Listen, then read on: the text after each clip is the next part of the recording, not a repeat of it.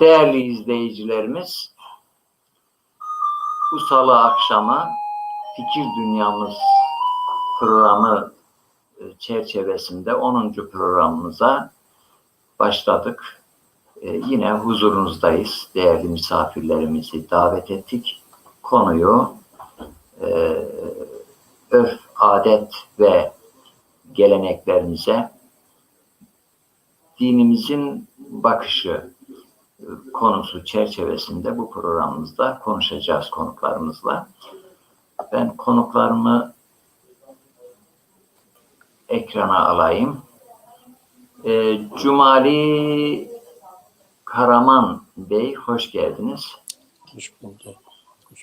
Nasılsınız, iyi misiniz? Sağ olun, teşekkür ediyorum. Sizler de iyisiniz hocam. Elhamdülillah, sağ olun. Burhanettin hocamız da, üstadımız da burada. Onu da aldık ekrana. Burhanettin hocam, hoş geldiniz, safalar getirdiniz. Selamun Aleyküm, hoş bulduk. Safalar gördük. Teşekkürler. Nasılsınız, iyi misiniz? Elhamdülillah, Allah şükürler olsun. İyiyiz ama çok soğuk bir hava. İyiyiz. Yani bu ara yine işte nezle, hastalıklar, soğuk algınlıklar ama iyiyiz elhamdülillah. Çok şükür. Evet. Değerli hocam, geçen hafta örf, adet ve geleneklerimiz konusunda konuştuk. Tabii adet ve geleneklerimizin hayatın gerçeklerine uyanlar vardır. Geçmişten geliyor. Yani aslında hayatın gerçeklerine pek olumlu anlamda bir katkısı olmayan örf, adetler de var. Ama bir de hakikaten hayatın gerçeklerine, dinin hakikatlerine uygun örf, adetlerimiz de var. Bunların tek aynı kefeye konmaması gerektiği konusunda ilim adamlarımızın yoğun bir genel kanaati var aslında.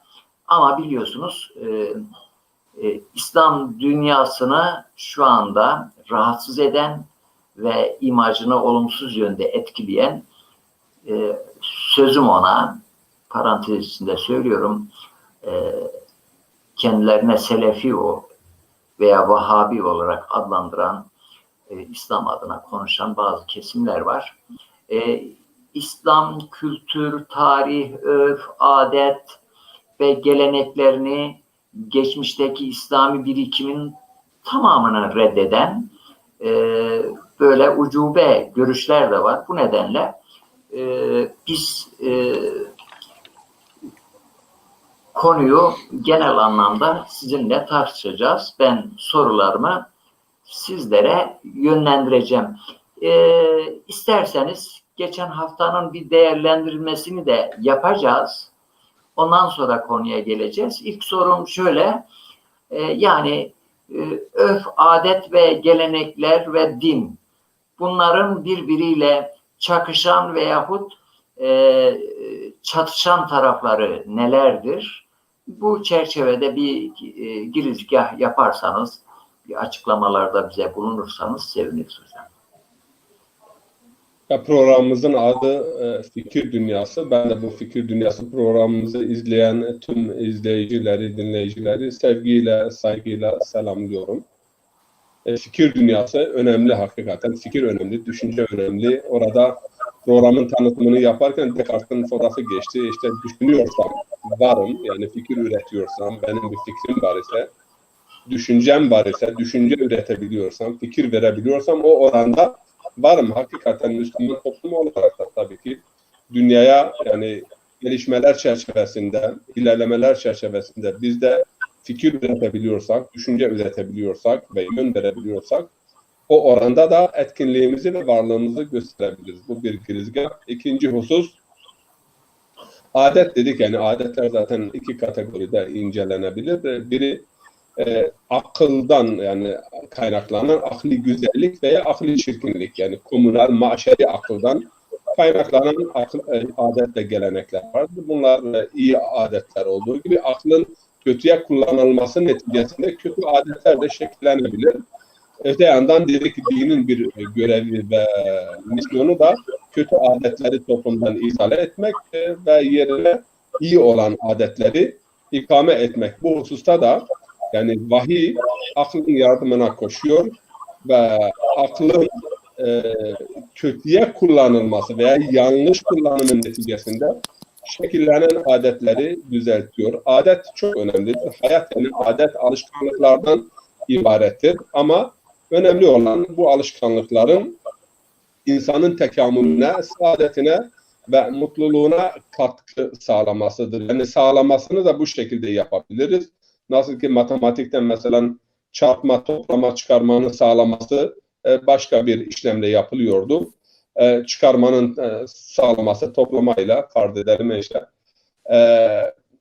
Bu adetler konusunda da adetlerin hangisinin güzel, iyi ve hangisinin kötü olduğunu tabii ki dini kriterlerimiz var bizim için bu önemli ama bazı insanlar da vardır ki belki dini kendisi için bir ölçü veya kıstas kabul etmeyebilir.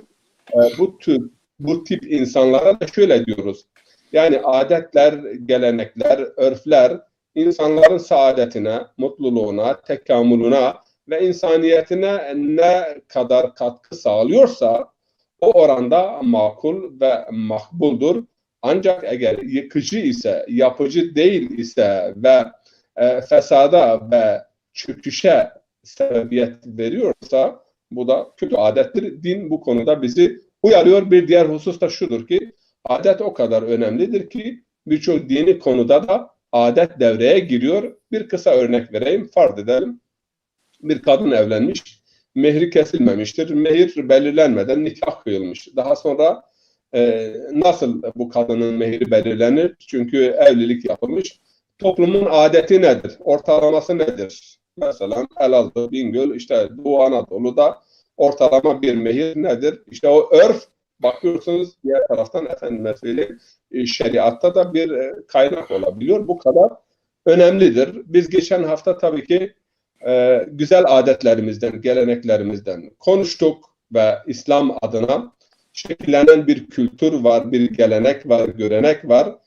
Tabii gelenek ve göreneğe karşı olan ve çok kuru, çok katı yani geleneği, göreneği, efendime söyleyeyim, kültürü hakikaten olmayan işte beyaz siyah iki renkten ibaret bir din yaklaşımı var. Bu çok yanlıştır ve günümüzde hiçbir konuya ve hiçbir hususa çözüm getiremez.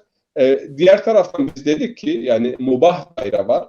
Mubah daire belki hayatın yani %70'ini 60'ını mubah daire belirler. Mubah dairede helal haram yok. Yani mubah dairede yaptıklarımız, adetler, gelenekler, görenekler, faaliyetler, spordur, evliliktir, ölüdür, merasimdir. Yani bin bir çeşit yaşamımızla ilgili, güncel hayatla ilgili hadiseler, olaylar o mubah daire içerisinde veya dairetül firag dairesi içerisinde algılanabilir. Bunlar yani akla ve dinin şer'i açık net naslarına muhalefet arz etmediği oranda makbul ve makbuldur. Bugün tabi bazı kötü adetler hakkında konuşacağız. Yine iyi ve güzel adetler hakkında da Cumhurbaşkanı hocamızın da yardımıyla, desteğiyle konuşacağız inşallah.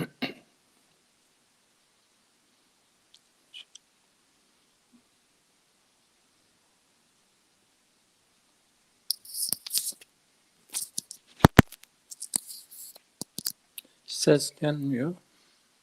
Sesiniz gelmiyor. Sesiniz. Abdullah hocam ses gelmiyor. Kapanmış. Evet Tamam. hocam. Cumali Bey'le biz devam edelim. Cumali Bey, sizinle özel sohbetimizde bu örf, adet, kültür isimlendirmesi üzerinde konuşmuştuk. Yani benim bayağı dikkatimi çekti bu konuda ki görüşlerinizi ben burada paylaşmanızı istiyorum. Yani örf, adet ve gelenek diyoruz, kültür diyoruz. Bu kültürle örf, adet arasında ilişki, mesela tarih kültürün içine girer mi? Örf adetler kültürün içine girer mi? Gelenekler kültürün içine girer mi? Toplum yapısında kültürün yeri, bir başka isimle örf adet ve geleneklerin yeri. Hani meşhur bir söz var. Toplumun yazılmayan yasaları örf adet ve gelenekler deniyor ya. Bu pencereden bir değerlendirmenizi almak istiyorum ama bu arada müsaadenizle ben Buyurun. haklı olarak dostlarımız bizi eleştiriyorlar. Biz burada sohbet ediyoruz. Tabii izleyicilerimiz de sohbetimize katılıyorlar. Biz böyle konuya dalıyoruz. Sizin öyle güzel sohbetinizi izlerken bu arada seyircileri unutuyoruz. Bizi izleyen seyircilerimize buradan selamlarımızı iletiyoruz. Bize selam veren seyircilerimizin selamını yine aynı şekilde ve aleykümselam ve rahmetullahi ve berekatuhu diyoruz. Efendim Hinbos şonşuma hayrub veşrub demiş. Hayrub demiş. Ömer Barut selam hocam demiş. Aleykümselam hayırlı yayınlar demiş. Teşekkür ediyoruz. İzleyicilerimizden eğer sorusu olan varsa, konuyla alakalı sorusu olan varsa soruları da alırız. Yine burada programlarımızla ilgili görüş ve eleştirilerine de biz her zaman açığız. Bunu da sözlerimizin başında belirtelim. Ama en önemli programımızın sonuna doğru bir bombamız var. Keke Süleyman, bestekar şairimiz Keke Süleyman, programın sonuna doğru onunla böyle bir düet yapacağız. Ben izleyicilerimizin programın sonunda Abdullah Narin ve Süleyman Ertuğrul düetini kaçırmamalarını tavsiye ediyorum. Biz çok iyi düet yapıyoruz. Geçmişte birkaç defa denedik. Evet hocam, ben böyle araya girdim. Buyurun, söz sizde hocam. Sağ olun, teşekkür ediyorum. Bizleri dinleyen dinleyicilerimizin, izleyicilerimizin bu izlemeleri, dinlemelerinden dolayı kendilerine sonsuz şükürlerimi, teşekkürlerimi, saygılarımı sunuyorum. İnşallah böylesi programlar başta kendi nefsime faydası olur düşüncesiyle, mülahazasıyla meseleye yani benim idrak kapasitem nispetinde ancak izah edebilirim. Aslında örf ve adetler bir zenginliktir. İnsanı tek tip haline getirme, insanı tek bir düşünceye mahkum etme, tek bir işe yönlendirme, bu ise medeni bir toplumun yapabileceği bir şey değildir. Bunlar geçmişte despot insanların, tiranların, nerunların şeyleridir. Yani bizim söylemlerimizin, bizim eylemlerimizin dışına çıkılmayacak, topluma ait değerleri hiçe sayan ne bir dini anlayıştır, ne bir düşünce anlayışıdır. Bunları hiçe saymak, insanı görmemezlikten gelmektir, insanı kabul etmemektir.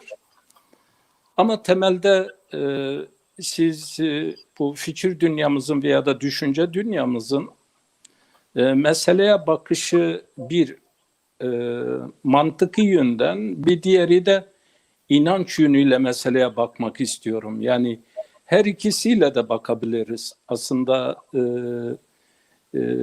bu tür konular İslam denilince şu andaki algı şöyledir.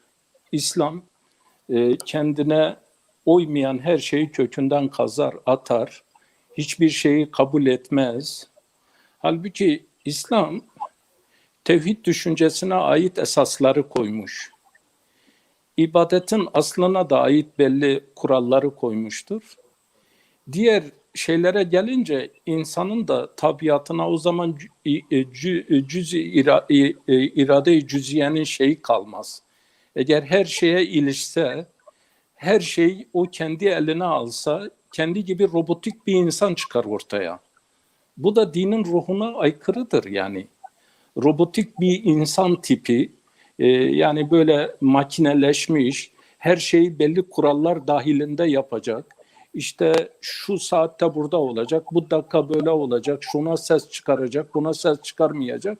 Yani insanın iradesini elinden almıyor. Elinden almadığı için imtihandır bu. Fakat dinin temelde örf ve adetlere, adet nedir, örf nedir? Bunu hocam geçen hafta çok güzel izah etti. Ben biraz da böyle adet, aslında bunlar temelde aynı şeylerdir. Kültür çeşitliliktir.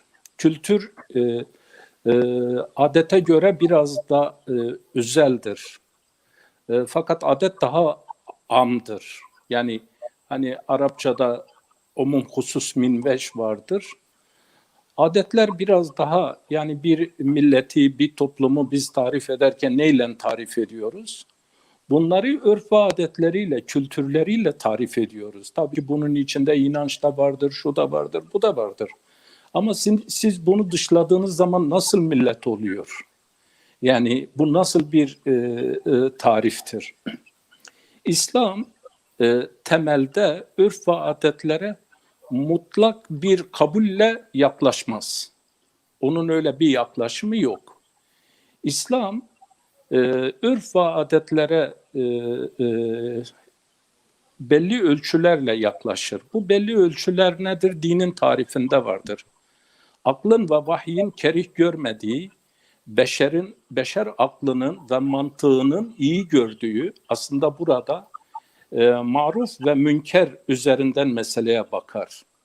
Maruf ve münker üzerinden meseleye baktığı zaman neyin maruf olduğunu da dinde bir şeyin maruf olduğunu tarif ederken dini tarif açısından meseleye bakacak olursak orada da diyor ki aklın kerih görmediği, yani akla zıt olmayan bir şey. Fakat maalesef bugün toplumumuzda bu örf ve adet meselesi İslam'da ne zaman ortaya çıkmış? Amali ehli Medine ehlinin hareket ve davranışları bunu sistem haline getiren İmam-ı Malik'tir. İmam-ı Malik Medine ehlinin davranışlarını, hareketlerini, hatta o noktaya gelindi ki haber-i vahide tercih edilen bir durumdur. Yani haber-i vahid vardır, hadis, ama haber-i vahiddir. Fakat diğer taraftan da adet vardır. Hangisi tercih edilir? Derler ki tercih edilir. Adet tercih edilir. Yani o adet haber-i vahide tercih edilir. Bunlar böyle dinin kendi fıkhın kendi kuralları içinde bu ele alınabilir. Yani tartışılabilir, konuşulabilir, şu edilebilir, bu edilebilir. Fakat meselenin sosyolojik boyutuna geldiğimiz zaman maalesef ben burada bir iki tane şey söylemek istiyorum. Mesela şu anda siz giriş yaparken bir şey arz ettiniz. Şu algı, İslam hakkında menfi algıyı nasıl müsbete çeviririz? Bunun birçok nedenleri vardır. Tabii ben burada bir iki tane böyle biraz üzerinde durmak istiyorum. Bu algıların çatışma noktalarından biri resmi dinle gayri resmi olan sivil dinin arasındaki oluşan zıtlıklardır. Bu paradoksal şey toplumda zihin ve fikir ve düşünce ayrışımlarına götürür onları. Niye? Bir tarafta böyle gerçekten insanları belli bir şeye yönlendiren bir şey vardır. Bir taraftan da bunun böyle olmadığını söyleyenler vardır. Yani ben bunların mezheplerin görüşlerine, fukahanın, fakihlerin içtihatlarına girecek değilim. Bunlara girsek hiç çıkma ihtimalimiz yok. Yani bir daha geri sahile dönme ihtimalimiz biraz zor. Fakat oraya girersek bence bir insan ölünceye kadar bir daha bu tarafa dönmez, yani gider. Gittikçe de gider. Yani o onu götürür oraya, o onu götürür oraya. Fakat biz bakıyoruz bugün toplum problemlerini nasıl halledeceğiz? Bu algı nasıl oluşmuş? Bu algıyı nasıl düzeltebiliriz? Mesela problemli alanları tespit ederken neye göre tespit edeceğiz? Yani problemli alanları orada bir problem varsa bir kere bu problemli alana girerken Müslümansak akıl ve dinle gireceğiz, buraya yaklaşacağız. Bu problemli alana biz o zaman neyle gireceğiz, neyle yaklaşacağız? Elimizde ölçü olmadan, belli kıstaslar olmadan bir şey hakkında fikir beyan etmek o da doğru olmaz. O kıstaslar olacak. Mesela bugün günümüzde bana göre belki de bu örf ve adetleri yorumlamada onları hatta bunları dinin mesela örf zaten ayetle sabittir. Yani biz buna bir şey edemeyiz. Yani biz buna yeniden yani dinde ona bir yer ayırmaya, yer açmaya şeyi yok yani. Mesela diğer taraftan adeti ele alacak olursak vallahi alem şu anda aklımda kalan Nisa suresi ayet 26'ya bakacak olursak sünenüllezine min kablikum. Mesela burada da aslında adetler sünen olarak geçer. Bir diğer ayette de mesela Zuhruf'ta da vallahi alem 22'de de asar diye geçer. Yani onlar ona dönme. Aslında adet bir dönüştür. Tekrar bir şeye. Fakat toplumlarda örf ve adetler toplumun fıtratı haline gelir. Ama bunları iyi veya kötü olduklarını biz yine akıl ve vahiyle yani Müslüman olarak akıl ve vahiyle bunların dine uygun olup olmadığını yani sadece mesela vahiy önce aklı muhatap tutar. Yani aklı olmayan bir insan da mükellef değildir. Önce vahiy bir kere insanın aklını muhatap tutar. Bugün de günümüzde mesela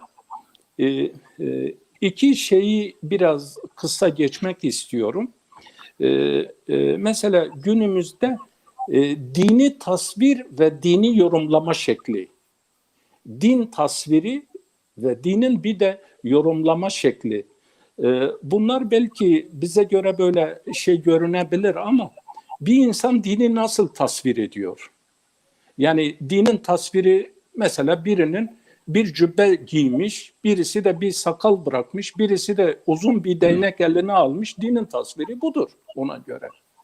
Fakat bir diğeri de mesela dini yorumlama olarak yorumlama şekli. Ona göre mesela din hiçbir zaman bugün bulunduğu asra göre onun problemlerini çözme değil. Ona göre geçmişte ne olmuşsa ona göre aynı hükmü icra etme. Yani halbuki bazı meselelerimiz geçmişe ait meseleleri çağımızdaki yeni yorumlarla yorumlamak zorundayız. Yani bunu yapmadığımız zaman onun için farklı telakkiler, farklı düşünceler bu da belli bir zaman içinde nesiller arasında insanlara olan güven sarsılır. Niye? Çünkü bakarlar ki onun getirdiği çözümler bırakın da kusura bakmayın ben bunu din için söylemiyorum. Ben bugün onu temsil ettiğini iddia edenlerin iddialarıyla ufak 10 haneli bir köyü idare edemezsiniz. Kalkmışsınız dinin evrenselliğinden bahsediyorsunuz. Dünyayı ne bileyim ümmet düşüncesi bütün dünya hakim kılacaksınız. Ya iki üç kardeş arasında bir bağ kuramıyoruz ve şu anda bu problemi çözemiyoruz.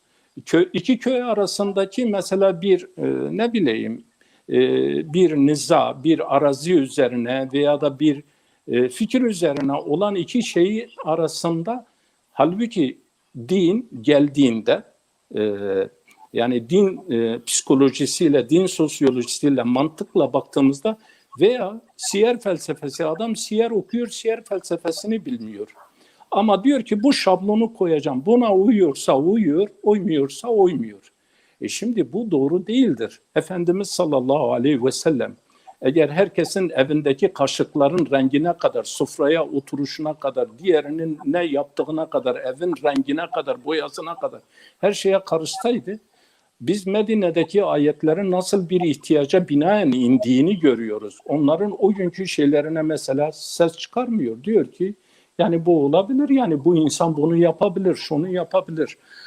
Ama bu yönüyle de baktığımızda hakikaten bu hem dinin tasvir hem de yorumlama şekillerinde bir de şöyle kusura bakmayın bunları insanlara lanse etmek için demiyorum.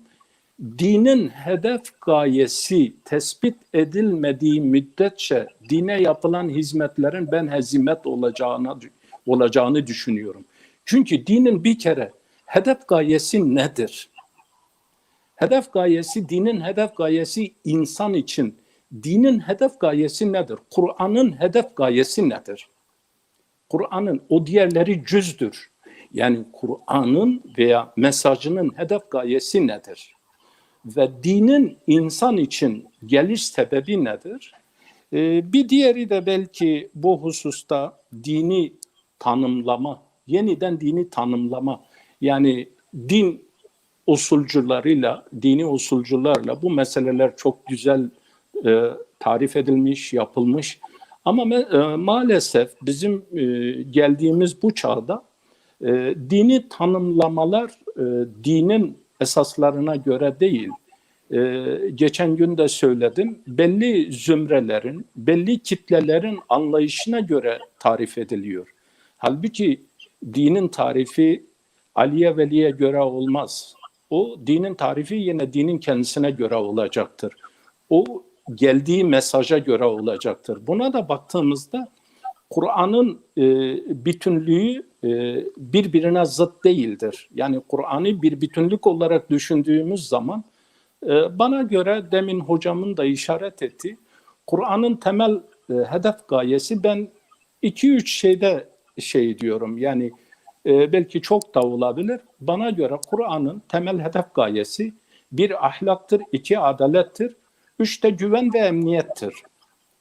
Şimdi biz Peygamberimiz sallallahu aleyhi ve sellemin mübarek ifadelerine baktığımızda geçmiş ümmetlerin yıkılış ve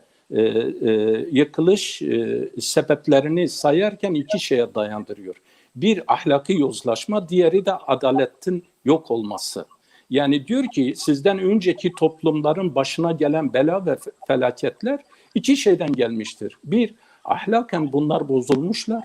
2 adalet hakikatını yerle bir etmişler. Adaleti ikame etmemişler. Şimdi adaletin olmadığı bir yerde, ahlakın olmadığı bir yerde siz mesela duvarlara da ahlak ayetlerini veya ahlak hadislerini yazabilirsiniz. Biz bunun pratik hayatta var olması gereken davranışlarda din ne kadar vardır? Yoksa camilerde vardır ama bu aileye girmemiştir, bu sokağa inmemiştir. Fakat mabede hapsedilmiştir. Böyle bir anlayış. Kusura bakmayın daha sonra da konuşacağız. Ben sadece burada 3 hususu arz edeyim. Bizim gibi toplumlarda ben ayrım yapmıyorum. Ayrım yapmıyorum. Geçen gün de bir arkadaş söyledi. 57 tane İslam ülkesi vardır. Şu anda ülke değil dünya safi milli hasılattan ne kadar pay alıyorlar ve ne kadar harcama yapıyorlar ve sonra buna katkıları ne kadardır? Baktığımızda harcamaları hepsinden fazladır fakat toplumda üretime katkı ise 1 de değildir, 0'ın altındadır. Şimdi böyle bir dünyanın anlattığı şeyler kimseyi fazla bağlamaz. Burada bizim maalesef bu 57 ülke dediğimiz ülkeler içinde diyorum, içinde çok iyi, çok dürüst, çok sağlam, çok insanlar vardır. Ben kendimizi biraz eleştirme noktasında diyorum. Eğitimli olan bazı insanlarımız kendi yaşadığı toplum, biz aydın diyoruz, işte ne diyoruz, entelektüel diyoruz, işte önder diyoruz, rehber diyoruz. bunlar kendi yaşadıkları toplumun örf ve adetlerine bir kere yabancıdırlar, bir kısmı. Bir kısmı yaşadığı toplumun örf ve adetlerine, yani dini ister inanç ister kültürel olarak bunların çoğuna yabancıdırlar. İkinci bir kesim vardır. Bunlar da yaşadıkları toplumda fikirlerine ve düşüncelerine getirilen sansür veya da fikir ve düşünce özgürlüğüne konan engellere karşı sessizdirler. Üçüncü bir grup daha vardır. Kusura bakmayın, bunu söylerken kategorize ediyorum. Bunlar da üçüncü bir kitle daha vardır. Bunlar da fazla para verene giderler. Parası olanın davulunu çalarlar. Ve bunlar kim kendilerine daha fazla bir makam, bir para, bir servet, bir şey verirse, böylesi insanlardan gerçekten saf bir din anlayışı gelmez. Bu isterse resmi bazda olsun, ister gayri resmi bazda olsun. Böylesi insanların saf bir düşünceyi, net bir düşünceyi ortaya koyacaklarına benim şeyim yok. Ama bir insanda şu cümleyle bitireyim. 10 tane marifet olsa, yani birkaç tane kimliği olsa, önvanı olsa, fakat bu insan ahlaksızsa, yani profesör de olsa neticede derler ya ahlaksız işte. O bütün kimlikler sıfırlanıyor. Bir insan çok kimlikli olsa, adaletsizse ya derler ama hacca gitmiş, adalet yok bunda. Yani ikilik yapıyor, yani şey yapmıyor, adil davranmıyor. Ben burada Peygamberimiz sallallahu aleyhi ve sellemin peygamberliğinin delillerinden bir tanesini sadece söyleyeceğim. Peygamberimiz sallallahu aleyhi ve sellemin 40 senelik peygamberlik öncesi hayatı onun peygamberliğinin delilidir. Yani peygamber olduktan sonra değil, 40 sene peygamberlik öncesi hayatı peygamberliğinin delilidir. Çünkü bir peygamber gibi yaşamış. Yani insanların onun için belki bunu bir örnek olarak verebiliriz. Mesela Hilful Fudul cemiyeti İslam öncesi bir cemiyettir. Ama diyor şu anda da olsa ben bütün hırzu canımla ona üye olacağım. Bu ne demektir? Onun hedefi neydi? Zulme karşı direnmek. Bugün mesela diyelim ki buna ne derler? İşte bir dernek çatısı altında insanlar mazlum derler. Mazlumlar, mazlumun kimliği sorulmaz. Yani bu hangi mezhepten, hangi dinden, hangi ırktan, hangi cemaattan, hangi tarikattan, yok öyle bir şey. Mazlum mazlumdur, zalim de zalimdir. O açıdan örfler ve adetler, inşallah ona birazdan yine de gireceğiz. Böyle bir geniş bir giriş yaptım. Örfler dine göre güzel, aklın ve vahyin muhalif olmayan, yani marufa uygun olan İslam her zaman onları alır, hiçbir zaman. Ama uygun olmayanları da İslam onları tasih eder. Tasih eder. Hemen atmaz. Yani onu tasih etme imkanı varsa İslam onu tasih eder ve ondan sonra der bu böyle kullanılır. Biz de toplumda örf adına, adet adına var olan şeyleri böyle hemen karşı çıkıp da onları yok etmeye değil de akıl ve mantıkla, vahiyle düşünerek tasih edilmesi gereken yönleri varsa tasih ederiz. Tasih edilme imkanı yoksa ve gerçekten de topluma zararlıysa doktor en son kararı verir, der ki bu kangren olmuş, bunu yani kesmekten başka bir şey yok, yani bunu ortadan kaldırmamız lazım. Böyle bir şeyde de bu da gücü elinde olan insanlar bunu ancak yapabilir. Bizim gibi insanlar sadece onun kötü olduğu yönünü izah eder ve onu da topluma bu şekilde anlatır. Kusura bakmayın, çok uzattım. Estağfurullah. Zevkle dinledik. Yani din hayatı zorlaştırmak için değil, kolaylaştırmak için gelmiştir. Sözün özü.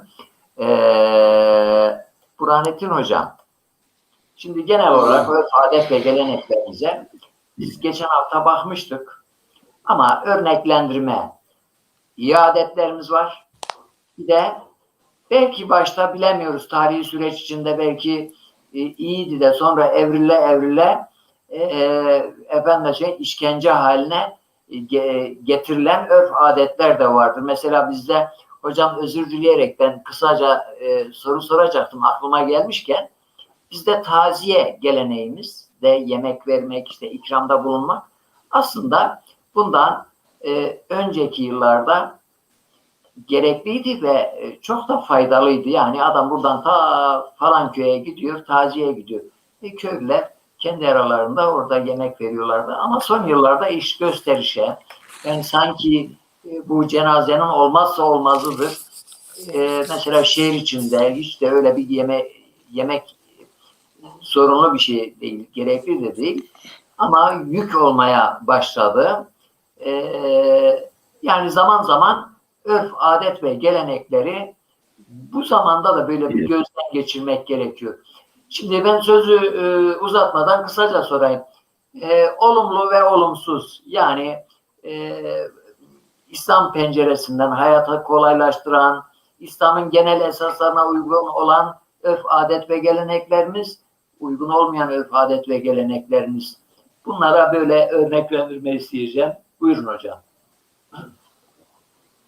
Şimdi Kur'an-ı Kerim açısından baktığımızda Kur'an-ı Kerim geçmiş kavimlerin, ümmetlerin iyi veya kötü geleneklerine sünen veya asar olarak değiniyor. Ve ayet-i kerimede Allah-u Teala buyuruyor ki mesela güzel adetler veya gelenekler için yuridullah yubeyyine lekum ve yehdiyekum sunenellezine min qablikum ve yetûbe aleykum vallahu alimun hakim.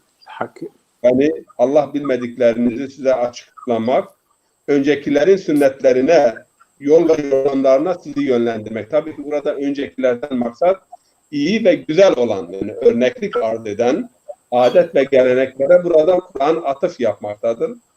Aynı şekilde birçok ayet-i kerimede de kötü ve yıkıcı olan adetlere Kur'an-ı Kerim ışık tutmaktadır. Bu kadar önemli. Ve yetûbe aleykum.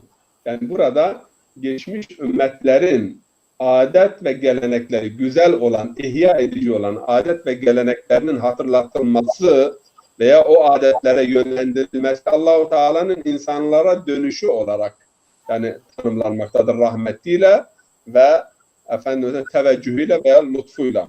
Bu kadar önemli. Vallahu alimun hakim. Allah bilendir, hikmet sahibidir. Şimdi iyi veya kötü. Cenazeye gelince bunu bu şekilde bilmemiz lazım. Hayat yani iyi ve kötü adetlerden ibaret. Münker ve maruf da büyük ölçüde yani bu adet ve geleneği kuşatmaktadır. Yani adet ve gelenekleri olumlu veya olumsuz olarak maruf ve münker kavramında ele alabiliriz. Ama örf ise kabul görmüş, toplumda yerleşmiş, dinin ve aklın kabul ettiği ve bu şeriatta benim şahsi kanaatimce bugün yani her toplumun bazı güzel akla ve mantığa ve dine ve nas'a aykırı olmayan örfleri hukuk sistemlerinde bir dayanak ve bir ölçü olarak kabul edilebilir. Cenaze, Peygamber Efendimiz burada mesela bir ölçü belirliyor. Peygamber diyor ki cenaze evinde 3 yemek yemeyin. Yani cenaze taziye 3 gündür, 3 gün orada yemek yemeyin. Çünkü meşgul. Eskiden de zaten toplumumuzda güzel bir adet vardı. Cenaze evine cenaze evinde yemek yenilmez ve komşular, akraba, eş dost, dışarıdan gelen, uzaktan gelen insanları götürüp ağırlıyorlardı. Bu da dinin verdiği bir dinin ışığında, dinden alınan ilhama binaen şekillenen bir adet ve gelenekti. Çok da güzel. Şimdi bazen de zaman da mekan şartları değişiyor. Toplumsal şartlar değiştiği oranda adetler de değişime uğramak durumundadır. Şimdi bugün köyler büyüdü, şehirlerde taziyeler kuruluyor. Eskiden akraba davet ediyordu, götürüyordu. Şimdi ise mesela fonlar kurulmuştur. Her köyün kendine göre bir fonu var veya her mahallenin bir fonu var. Ben bunu çok uygun ve çok münasip. Çünkü bu fon her ayda 5 lira veya 10 lira veya 20 lira mesela fona bir katkı sağlıyor. Ve bir cenaze olduğu zaman dışarıdan gelen veya insanlara bir yemek veriyor. Artık o yemek o cenaze sahibinin yemek kategorisine. Bazıları yok yemek vermesin ve yok yemek verilsin çünkü köy veriyor. insanlar veriliyor. Yemek yani dışarıdan gelenler var.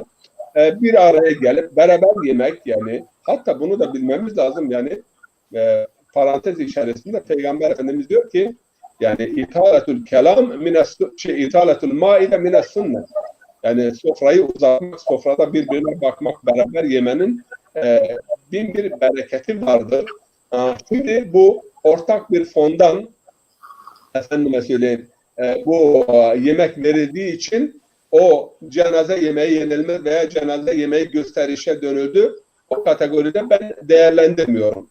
Ama tabii ki her hususta yine gösterişten şeyden kaçınmak lazım. Mesela Azeri kardeşlerin güzel bir adeti var. Bunu burada size hatırlatmakta fayda görüyorum. Onlar mesela cenazeye gittikleri zaman, taziyeye gittikleri zaman bir eve, biraz da köylerde eve, yanında muhakkak bir şey götürür. Yani 2 kilo şeker olur veya çay olur veya yani eli boş taziye evine gitmez. Ben bu adeti çok hoş karşılıyorum. Yani bu vesileyle hem bir hediyeleşme yapılıyor ve Peygamber Efendimiz diyor hediyeleşin, muhabbetiniz artar. Hatta burada yine lafı açar.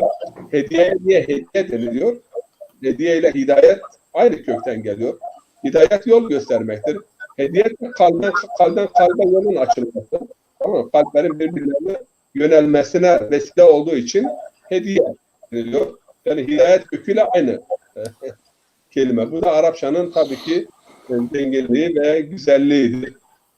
Hocam biraz şeyinizin, cihazınızın ses kalitesi bugün iyi değil. Acaba Benim mi? Evet, evet. Şimdi nasıl? Şu an iyi. Şimdi Bazen böyle araya bir hırıltı gibi bir şey giriyor. Nedendir bilmiyorum. Benden başka kimse yok. Süleyman Ertuğrul kardeşimiz abimiz selam vermiş. Selamünaleyküm değerli hocalarım. Hepinize hayırlı akşamlar diliyorum demiş. Ve aleykümselam. Bünyamin Bayram üstazımız iyi yayınlar dilerim değerli arkadaşlar.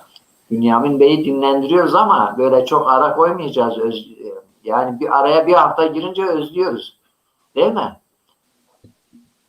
Aslında bugünkü programa o da katılsaydı daha renkli olur. Evet.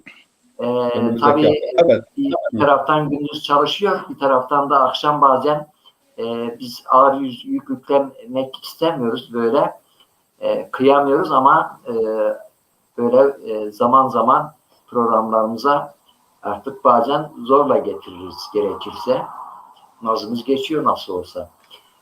Hocam, evet, cenazelerde yemek ikramı yani dinde hane sahibinin den değil de bizim dinimiz yani onun bir taraftan cenazeyle uğraşırken bir taraftan da yemek şubuyla uğraşması hem hayatın gerçeklerine aykırıdır, zorluk çıkarır hem de şık değildir. Ama bizde örf adet komşular yemek getirirlerdi veya komşular kendi aralarında bir oluştururlardı. Ama şöyle diyebilir miyiz? Yani yemek cenaze sahibinin bu işin masrafını üstlenmesi konusunda çekincemiz her zaman olmalıdır diye. Bu açık çünkü burada ölçü peygamberin sözüdür. Yani o cenaze evinde yani adam derdiyle meşgul. Cumali hocamızın bir güzel hatırası var. Onu eğer zaman olursa size bu konuda anlatır yani. Gözyaşlarıyla yoğrulmuş bir yemek yani ben hoca demiş ben bunu yiyemem ya gözlerimle görmüşüm yani kadın orada babası ve eşi ölmüş öte yandan yemek yaparken gözyaşlarını siliyor ve yemek kaldırıyor. Demiş ya ben bunu kaldıracağım bu şekliyle. Yani bakın temel şu akraba, müminler katkı sağlayarak gelen misafirleri ağırlar, yemek hazırlarlar, verirler. Yemek yenilmesi güzel bir şey. Ama husus lübbül kelam lübbül kelam sözün özü cenaze sahibine yük olmamak onun derdi zaten kendisine yeter. Diğer taraftan komşuların bu teveccühü, bu alakası ve onun derdinin ve onun ezme ve mateminin de azalmasına sebebiyet olur. Onun için söz var yani acılar paylaşıldığı zaman azalır, sevinçler de paylaşıldığı zaman çoğalır. Yani bu kurala göre hareket ediyoruz. Bu çerçevede hocam biraz önce Azerilerde bir adetten bahsetmiştiniz. Aslında bizde de bizim burada Bingöl'de de birçoğunda bu gelenek var. Yani mesela birisinin düğününe gittiği zaman bir çuval şekerle gider veya cenazesi olduğu zaman işte bir çuval unla gider. Böyle bir gelenek var yani hiç olmazsa sonradan insanların eskiden milletin maddi durumu fakirdi ama millet daha cömertti. Sonradan maddi durum arttıkça biraz cömertlik azaldı. Eskiden bir çuval götürürler. Şimdi 5 kiloya düşürdüler. İnşallah 1 kiloya düşmez. Bu tip şeyler yangın, sel gibi böyle bir afet başına gelenlere yardım giderken, onu ziyarete giderken, ona geçmiş olsuna giderken eli boş. Hocam ben bugün bir söz okudum. Özür dilerim çenem düştü. Bir söz okudum. Şimdi aklıma geldi. Sanırım Mevlana'nın sözü olması lazımdı. Diyor bir dostuna ziyarete giderken elinde hediyeyle gitmemek diyor ahmaklığın işaretidir diyor. Öyle bir şey de okudum ben. Hakikaten bizim geçmiş geleneklerimizde ben çokça rastladım, çokça gördüm. Yani ziyarete giderken hediyeyle birlikte gitmek. Biz geçen bir köye ziyarete gittik. Oraya vardık, oturdum. Jetonum düştü. Ya biz şehirden gelmişiz. Yani 5-10 kilo portakalla hiç olmazsa mandalina veya 2 kilo domatesle gitmeliydik yani. Bu artık vermeye elimiz de alışıyor, zihnimiz de artık cimriliğe alışıyor. Yani bu hediyeleşme geleneği güzel geleneklerimizdendir değil mi? Çok güzel. Veya çok güzel. Felaket başına gelen hediyeyle gitmek destek için yani ben sana yardım ediyorum değil de hediye gibi götürmek bu da bir güzellik, bir üslup zenginliği değil mi?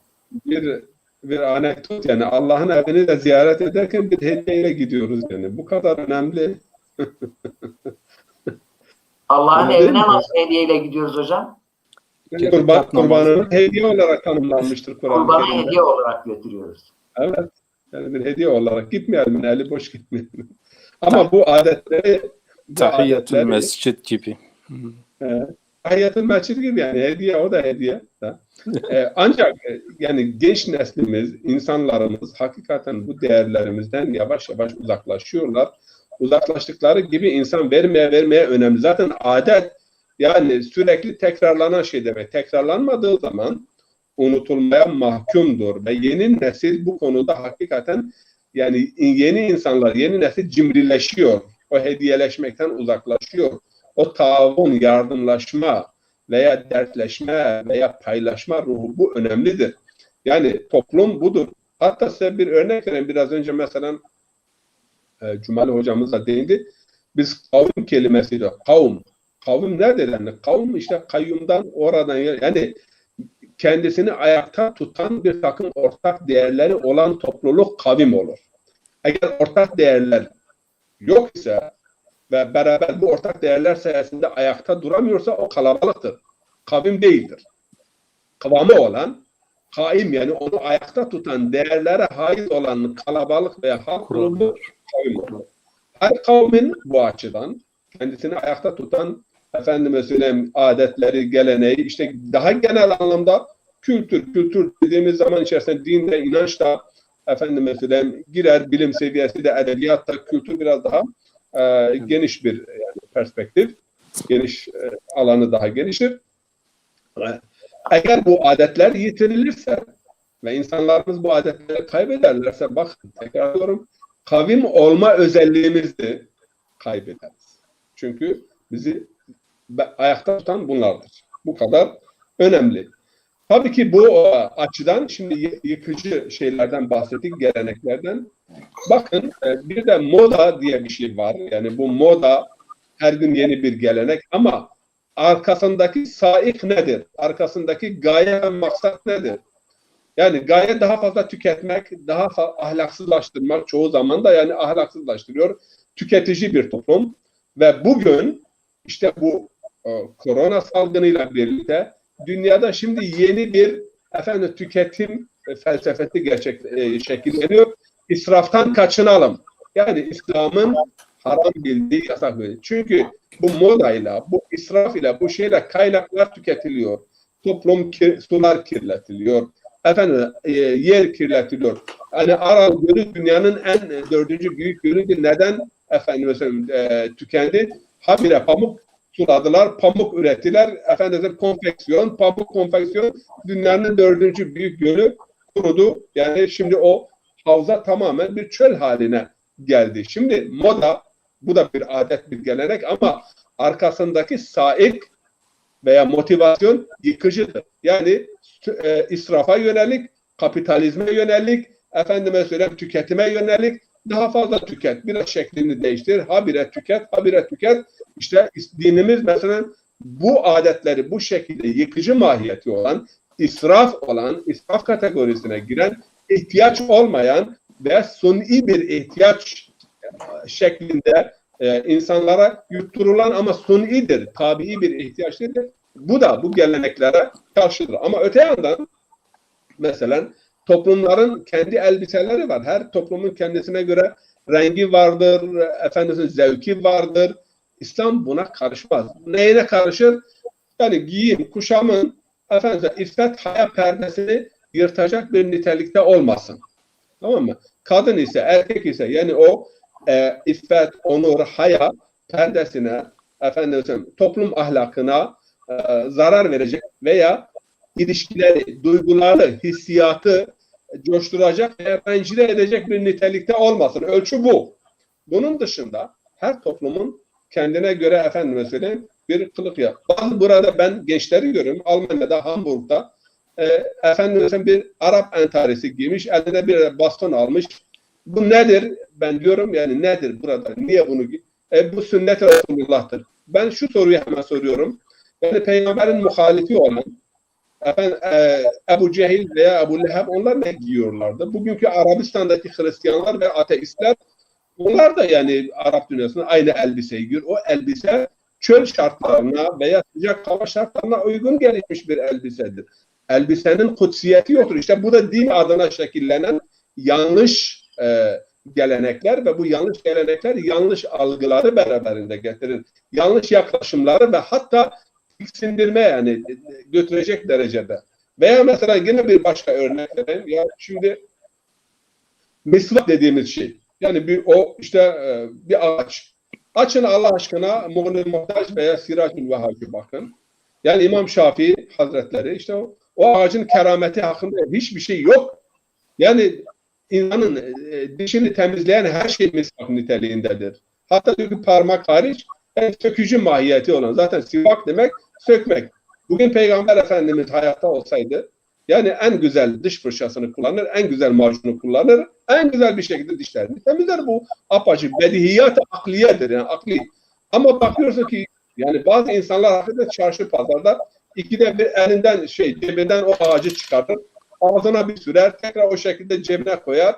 Yani insan iğrenç bir manzarayla karşı karşıya kalıyor. Bunu da peygamberin sünneti olarak yani arkadaşım sen 2 defa onu kullan o mantar içerisinde şekilleniyor, büyüyor. Yani o zamanın şartlarında en güzel temizleyici oydu. Ama bugün şartlarında bin bir çeşit imkan zamanın şartlarına göre. Hatta bakın bu hususta bir söz var.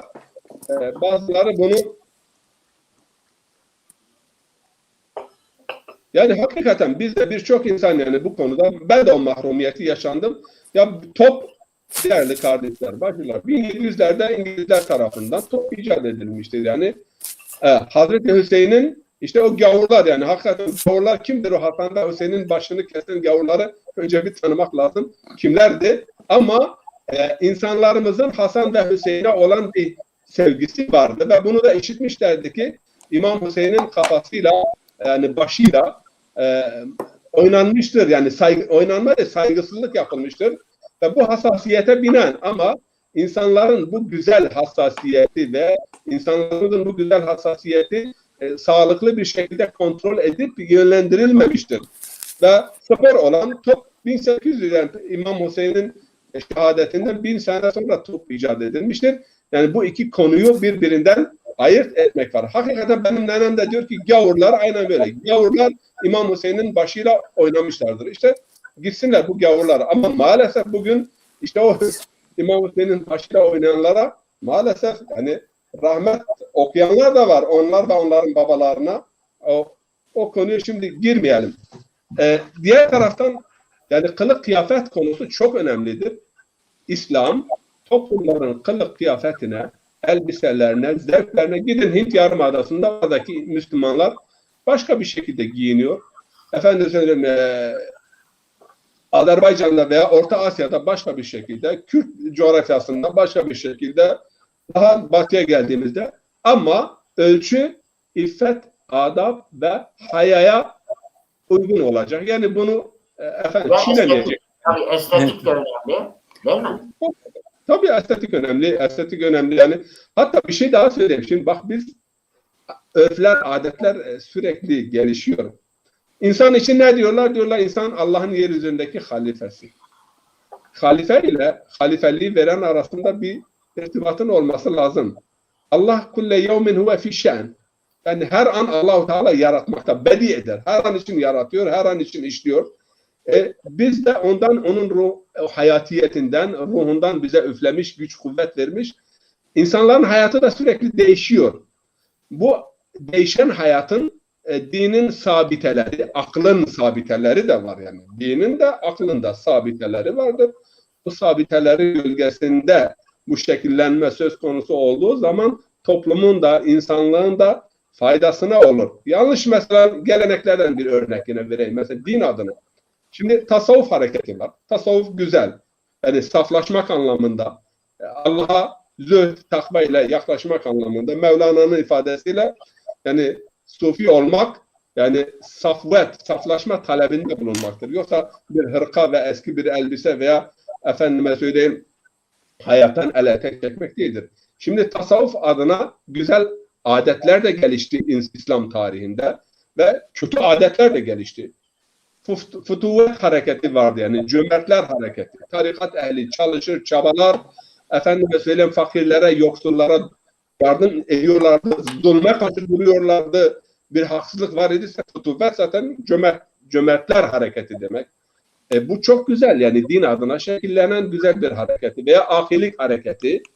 Efendime söyleyeyim bu da çok güzel. Ama öte yandan bir dost bir post bana yeter diye dünyadan el etek çekmek, çalışmamak, efendime söyleyeyim ruhbanca bir yaşamak, o çile çekmeler zaten çile biliyorsun beraber birbirini tamamlıyor.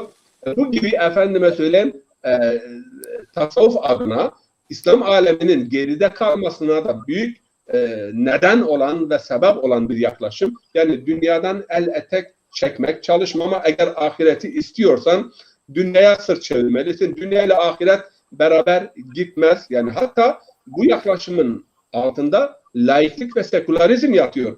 Yani ya dindarsın, ahirete yönelirsin veya dünyaya eğer dalmış isen halbuki Peygamber Efendimiz sallallahu aleyhi ve sellem dünyasını ahiretini dünyasına feda eden bizden değildir. Yani hem dünya ve hem ahiret dengesini, hem ruh hem beden dengesini, hem toplum hem birey dengesini yani koruyacak bir dine sahibiz. Yani din amacı nedir? İhyadır, saadettir. Yani istecibu lillahi ve lirrasulü izâ da'akum lima yuhyikum. Allah ve Resulü sizleri ihya eden hususa sizleri davet ettiği zaman o davete icabet edin.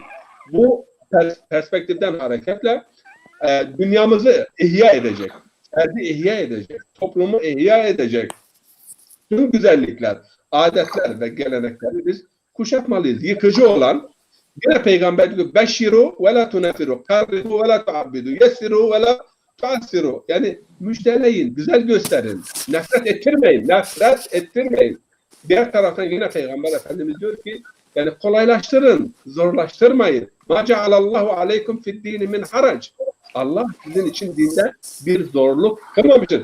Bazen ama ben diyorum bazı şeriatlar, Kürt şeriatı, Afgan şeriatı veya Arap şeriatı, bazı lokal şeriatlar Allah'ın şeriatından çok çok daha zordur. Öyle değildir. Yani hayat gelenek olmadan olmaz ama rivayetler, kötü gelenekler hakkında rivayet çoktur. Kötü gelenekler, yani mesela kötü geleneklerin esaretinde olan bir insandır, yüksek derecelere ulaşamaz. Yani kemal ve fazileti yakalayamaz. Veya mesela adetlerin her insan üzerinde bir ağırlığı vardır, bir etkinliği vardır. Hatta ben bazı alimlerin kitaplarını okuyorum. Diyorlar yani bir alim ne kadar da alim olursa, realist ve akılcı düşünmeye çalışırsa bazen yani avam kesilir ve adete teslim olur. Yani adet bu kadar önemli. Evet hocam. Bizi izleyen dostlarımız, hocam Recai Albay araştırmacı, gazeteci, yani gazete yazarı, araştırma konferansçıdır, hemşehrimizdir. Recai Bey'in katkılarını bekliyoruz. Yani aslında biraz şey yapma, işin üstüne ben biraz çok şeyim yani, çok yumuşak davranıyorum. Biraz üstüne gitmemiz lazım bu işleri. Değil mi? Abdullah Hocam. Evet. Buradan ilanı önümüzdeki haftadan itibaren 2 hafta ben yokum. İmtihanlarım falan var. O arkadaşlar davet edin gelsinler. Bu fikir programıyla hakikaten kendi birikimleriyle katkılar sağlasınlar. Hedefimiz yani fikir vermek, insanları ihya etmek, insanların fikirlerini hareket etmek. İnşallah. Hayırlı akşamlar diliyorum demiş bir mukabele. Biz de size hayırlı akşamlar diliyoruz. Yine bizim Zaza dil bilimcilerimizden, Zazaca sözlük yazarlarından Roşan Hayip Bey bizi izliyor. O topla ilgili soruyu sormuştu. Çok nefis bir sözlük hazırlamış. Yani olarak söylüyorum. Esas diğer birçok sözlük hazırlamış da onun sözlüğünün diğer sözlüklerden farkı ve artısı şudur. Çok profesyonelce hazırlanmış. Bir üniversiteyle birlikte, Almanya'daki bir üniversiteyle birlikte oradaki dil bilimcilerinden de yardım istemişler. Teknik olarak da, bilgi olarak da. Yani örnek bir sözlük. Girişinde bir Zazaca ile ilgili bir açıklama da var. Arka kısmında bir de Türkçe Zazaca bölümü de ayrıca var. Böyle bir güzel çalışma. Yani şunu söylemek için bu açıklamayı yaptım. Şimdi buradan yurt dışına çalışmaya gitmiş. Para kazanmış ama içinden çıktığı toplumu unutmamış. Bu topluma, ben bu vatanda doğdum, bu topraklarda doğdum, bu dili konuşan bir annenin evladı olarak büyüdüm. Buna karşı benim bir borcum var diyerek çalışmış değerli bir kardeşimizdir. Yani tarih bunları yazar. Bir cümle söyleyeceğim. Bu çalışmaya takdir mahiyetinde aslıyla irtibatını kesenin dönecek yeri olmaz. Yani bir gün dönmek isterse döneceği olmaz. Bir, kullu şeyin yarci'u ila aslihi. Her şey aslına geri döner ve her ki durmand az asl khiş baz cuyad ruzgar vesl khiş. Aslından uzak kalmış olan yine bir gün gelir aslına geri dönmenin arzu ve özlemini yaşamaya başlayacaktır. Ama irtibatını koparanın dönecek yeri olmaz. Bu kadar önemli. Tayyip Yöndeş hocam Sılom Home Şıma Serü Şevi Şıma Veşir demiş. Ve aleykümselam ve rahmetullahi ve berekatuhu. Ondan sonra yani biraz daha böyle merceği kalın bir gözlük. Bu Arapça yazılar çok ince harflerle çok küçük yazılmış. Siz okuyabilirseniz siz okuyun. Bana hiç yazık gelmiyor. Ekrana yansıtayım. Evet. Ben göremiyorum. Evet. Yani la tedhule fid dünya duhulen yedurru bi ahireti. Yani ahiretine zarar verecek konularda dünyada girme ve dünyanı da terk edip başkalarına yük olma. Çünkü başkalarına yük olanlar, mazeret olmadan yük olanlar melun olarak nitelendirilmiştir peygamberin diliyle. Yani hiçbir hastalığı, hiçbir mazereti, hiçbir neden ve gerekçe olmadan parazit yaşamaya kalkışan ve başkalarına yük olan kişiler lanetlenmiştir peygamberin diliyle.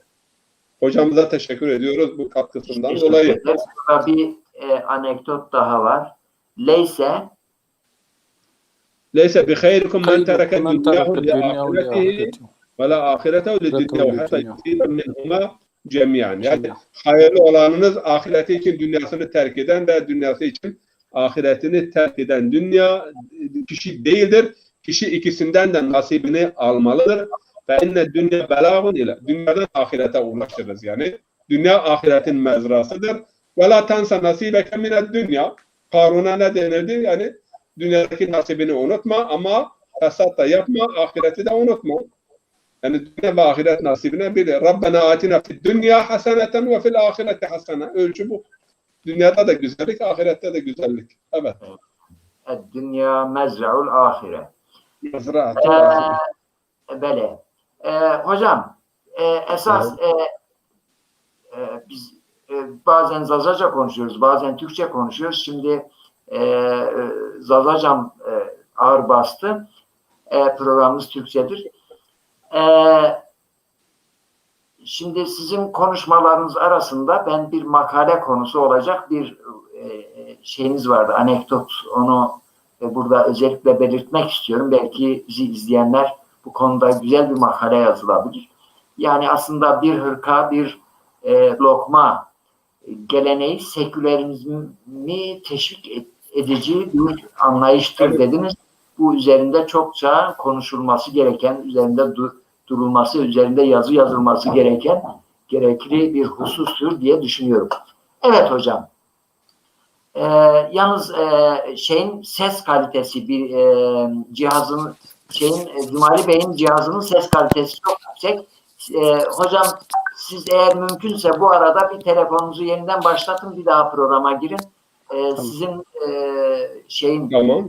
Metin hocam sizin sesiniz bazen böyle bir arada bir şey yani anlaşılmıyor bazen. Genelde iyi ama bazen Şimdi nasıl? Şimdi nasıl? Sizin iyi. Cumali Bey sizin iyidir. Sizin Tamam. çok iyi. Ben Metin hocam için söyledim. Yani bu şekilde konuştuğumda ses nasıl? Şimdi ses iyi geliyor mu? Şu anda iyi. Evet. Tamam ama bana yaklaştırmam lazım. Hocam bu cenaze sahibinin kendisinin eza günlerinde yemek vermesi konusuyla ilgili siz biraz böyle bu halkın içinde yaşadığınız bu tip şeylerle haşır neşir oldunuz. Sizin bakışınızı almak istiyorum. Böyle kısa bir şey, bu konuyu fazla konuştuk ama daha başka geleneklerimizle ilgili örnekler var. Ben onları soracağım. İskat konusuna da girsin hocamız. Şimdi tabii ki örf ve adetler, gelenekler diyoruz, kültür diyoruz. Demin hocam misvaktan bahsedince biz bunu dinin usulünü bilmeyen insan önce ağaç üzerinde durur. Dişin temizliğini esas almaz. Misvak sünnettir diyor. Yani diş temizleme, misvaktan kasıt nedir? Dişleri temizleme, ağzı temizleme. Yani o hadis acaba bir ağacı kutsallaştırmak için midir? Yoksa ağız ve dişleri temizlemek için midir? Yani baktığımızda insanlar bazen işin esas illetini düşünmeden, demin de dedim ya, tasvir ve yorum, hemen onu öyle kendi indi görüşüne göre yorumluyor topluma. Toplum da onu o şekilde bir algı olarak alıyor ve artık onun dine bakışı böyledir. Yani dine akıl, vahiy, mantık ölçüsü veya da vicdan üçlüsü, hani ben öyle düşünüyorum, kendi düşüncem. Vicdan, izan artı imandır. Yani bir insanın vicdanı yoksa, izanı yoksa nasıl imanı oluyor yani? Yani önce vicdan olacak. Sonra izan da olacak. İzan da akıldır, mantıktır. Yani mükellefiyetin şartı. Sonra da iman olur.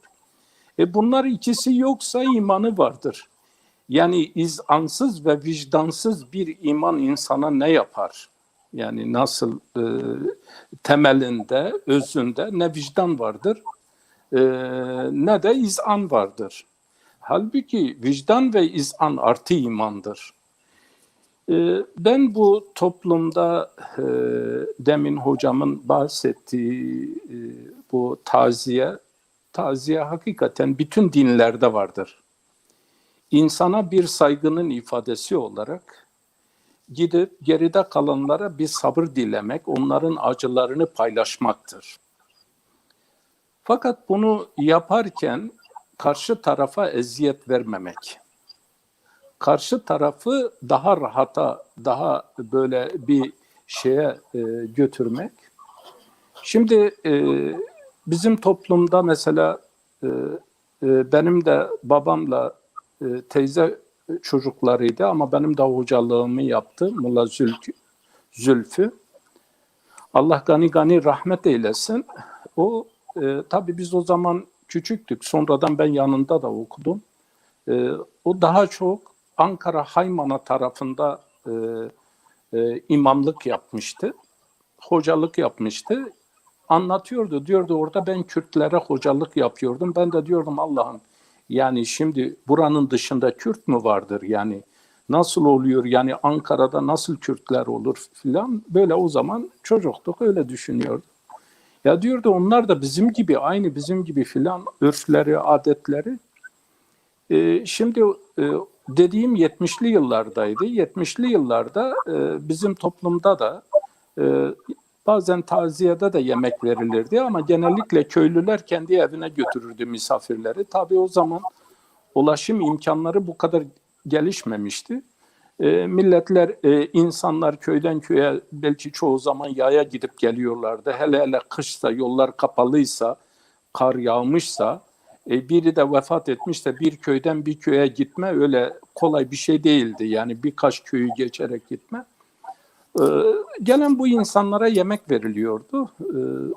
Ondan sonra o geldi, bizim köyümüze geldi. Dedi ki taziyelerde bu yemek hususunu kaldıralım.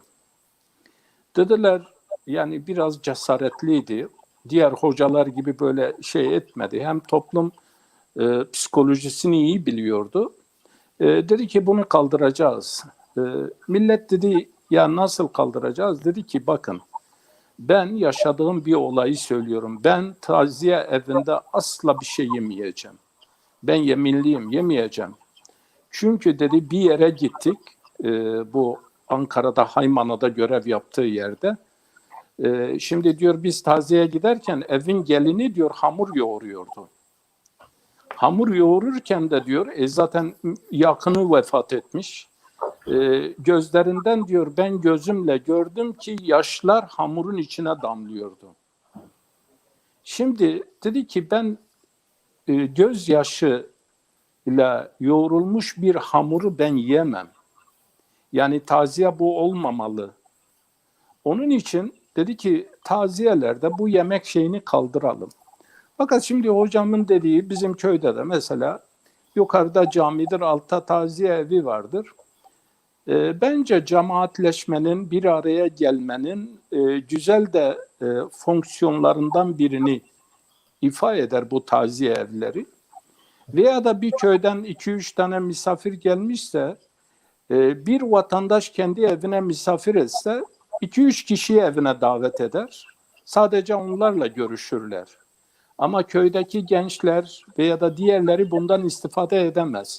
Taziye evine geldiği zaman taziye evinde otururlar. Yani artık o taziye evi isim olmuş. Fakat diğer sosyal faaliyetlere de, hizmetlere de gerçekten hizmet eden bir yer, bir kurumsal bir şey almış artık. Orada oturuyorlar, çaylarını içiyorlar ve konuşmak istedikleri şeyleri de konuşabiliyorlar. Bu diğer yönüyle gençlerin de bir arada, sadece yaşlılar ölmüyor. Bir genç vefat ediyor, genç arkadaşları da orada geliyorlar bir araya, onlar da onun adına işte çay dağıtıyorlar, ikramda bulunuyorlar, insanlara hizmet ediyorlar. Bence toplumdaki örf ve adetlerin de kaybolmaması bir yönüyle de bunun ihya yeridir. Yani bura onları da ihya ediyor. Bu yönüyle baktığımızda faydalı bir şeydir. Fakat benim burada üzerinde durmak istediğim kuralsız toplumlarda düzen olmaz. Eğer örf ve adetler belli kurallarsa bu belli kurallar toplumda onların birlikte yaşama kültürüdür. Şimdi toplumda örfsüz, adetsiz bir toplum anarşi toplumudur. Çünkü orada ne kayda var ne kural var. Onları birbirine bağlayan bir bağ yok. Yani onların arasını sosyal hayatı dizayn edecek bir örf yok, bir adet yok, bir şey yok. Ya herkes anayasayı açalım da bakalım bu ne diyor, ona göre adım atalım. Böyle bir şey yok yani. İnsanlar, demin hocam söyledi, hani dünyadan nasibini unutma. Ben belki bu biraz bazı insanlara şimdi çok radikal bir düşünce olarak gelebilir. Ben dinin yüzde kaçta kaçı dünyaya bakıyor, yüzde kaçta kaçı ahirete bakıyor. Bunu din adamlarının düşünmesini istiyorum. Din yüzde kaç ahirete bakıyor, yüzde kaç dünyaya bakıyor. Dinin emirlerinin taalluk ettiği dünya yüzde kaçtır? Dinin emirlerinin taalluk ettiği ahiret yüzde kaçtır? O zaman insanlar, demin hocamın arz ettiği bizim şikayet ettiğimiz sekülerizm dediğimiz şey aslında şu anda dini anlayışımızdan doğan bir şeydir. Biz dini doğru ve yerinde yorumlayamadığımız için insanlar ona kaymaktadır ve bu noktada da o insanlar bir yönüyle de bence kendini yenileyememiş veya da bu noktada yeni yorumlara açık olmayan toplumların bu noktada söyleyecek söz hakları yoktur. Niye yoktur? İşte çünkü insan sürekli bir değişim içindedir. Biz dünkü insan değiliz. Biz bugünkü dünde kaldı cancağızım. Bugün yeni şey söylemek lazım. Yani onun için mesela biz ırmak diyoruz. Neden ırmak diyoruz? Bana göre ırmak tecdit hareketinde en önemli örnektir. Hani diyor ya bir felsefeci, bir insan hayatında hiçbir zaman 2 defa aynı ırmakta yıkanmaz yani. Bu mümkün değil çünkü arkadan gelen aynı değildir. Sürekli yenileniyor. Tecdit vardır. Kainatta da sürekli bir yenilenme vardır. Yani kainatta donukluk yoktur. Hareketsizlik yoktur. Yani sürekli bir hareket halindedir. Bir değişim halindedir. Yani bu değildir ki biz bunu atalım, bu eskidir. Ama İslam'ın eskiye ve yeniye bakışı nedir? Eski faydalıysa, yeni zararlıysa burada ölçü fayda zarardır. Eski ve yeni değildir. Dindeki ölçü eski ve yeni değildir. Fayda ve zarardır. Bu önemli bir kuraldır. Ve din bir şeye bakarken onun eski ve yeni olmasından ziyade kar ve zarar. Yani faydalı mı, zararlı mı? Eğer eski faydalıysa, yeni zararlıysa yeniye atarız, eskiye alırız. Ama eski zararlıysa, yeni faydalıysa eskiye atarız, yeniye alırız. Yani buradaki ölçü onun yeni olmasında veya eski olmasında değildir. Ölçü kar ve zararındadır. Faydalı ve zararlı olmasındadır. Biz ona göre kendimizi, bir diğeri mesela hocam dedi iskat meselesi.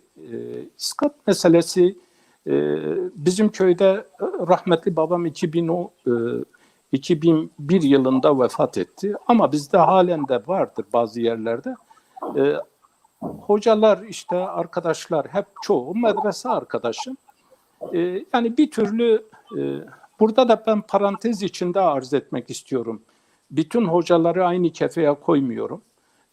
Ama yeniliğe kim karşıdır? Toplumda belli bir yeri olan insanlar yeniliğe karşıdır. Niye? Çünkü yenilik geldiği zaman kendi yerlerinin sarsılacağından şüpheleri vardır. Yerimiz, bizim pozisyonumuz, bizim iktidarımız sarsılır. Bundan dolayı toplumların gelişmesinin önünde örf de, adet de olsa yani din de bunu kaldırır. Akıl da bunu kaldırır, mantık da bunu kaldırır. İnsanların pozitif gelişmesinin önünde yani diyemezsiniz ki ya bu işte din insanın pozitif gelişmesinin önünde bütün engellere karşıdır. Yani bütün engelleri aynı kategoriye koyar. Niye? Der ki yani bu senin gelişmeni pozitif manada niye? Senin pozitif manada mutlu olmanı, sağlıklı olmanı, sıhhatli olmanı engelliyor. Eğer yani bunun adına birisi tasavvuf koymuş, birisi tarikat koymuş, birisi cemaat koymuş, birisi mezhep koymuş, birisi başka bir isim koymuş. Eğer bu gerçek manada insanın, aklın, mantığın ve dinin pozitif manada insanın gelişmesinin önünde bir engelse, onu bir hurma bir hırkaya götürüyorsa, diğer taraftan da insanlar işte geçen gün de dedim, şu anda bakıyoruz ki bunu söyleyenlerin şimdi servetleri herkesten fazladır.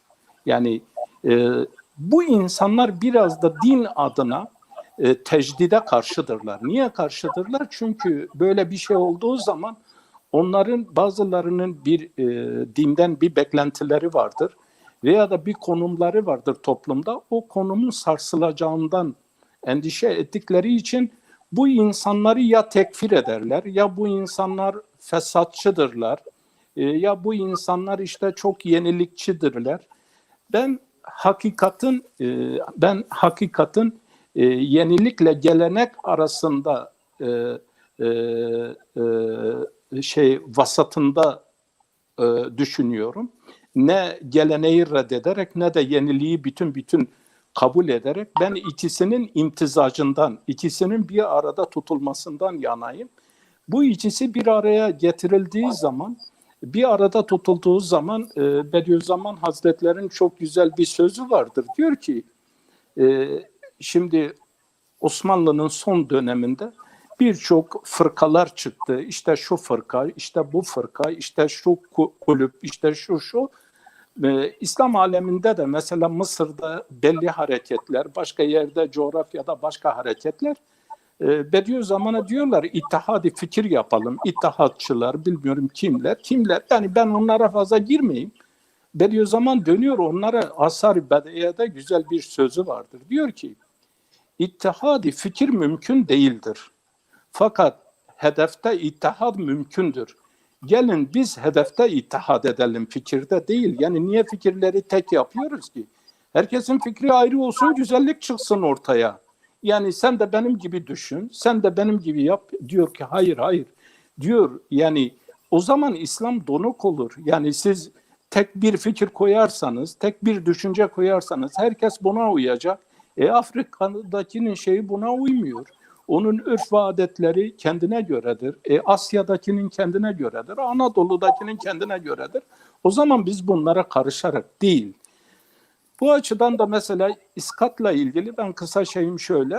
Dedim ki babam rahmetli olunca ben dedim biz iskat vermiyoruz. Yani hani ama fakir fukaraya yapılacak neyse onu yapacağız. Şimdi toplumda وَلَا تَبْتُلُوا صَدَقَاتِكُمْ بِالْمَنِّ وَالَّذَى yani çoğu zaman Kur'an bunu bir tokat gibi yüzümüze vuruyor. Diyor ki bir şamar gibi diyor ki yapacağın hayrı boşa çıkarma sevabını. Niye? Çünkü biz yapacağımız insana demin hocam dedi ki hediye. Bazen bir şeyi zekat da olsa, fitre de olsa, yemin kefareti de olsa bir insana böyle gururunu rencide etmeden onu ona vermek, onu ona ulaştırmak. Hatta bu hususta hocam hediyeyle ilgili söyleyince ben biraz geçmişe medreseye döneyim. Hallül Maakıt'tan bir örnek vereyim. Hani Hazreti Süleyman'a her Taif'e bir hediye götürüyor hayvanlar onu ziyarete gidince. Tabii ki aslanın hediyesi bir koyunu alır götürür, bir ceylan götürür.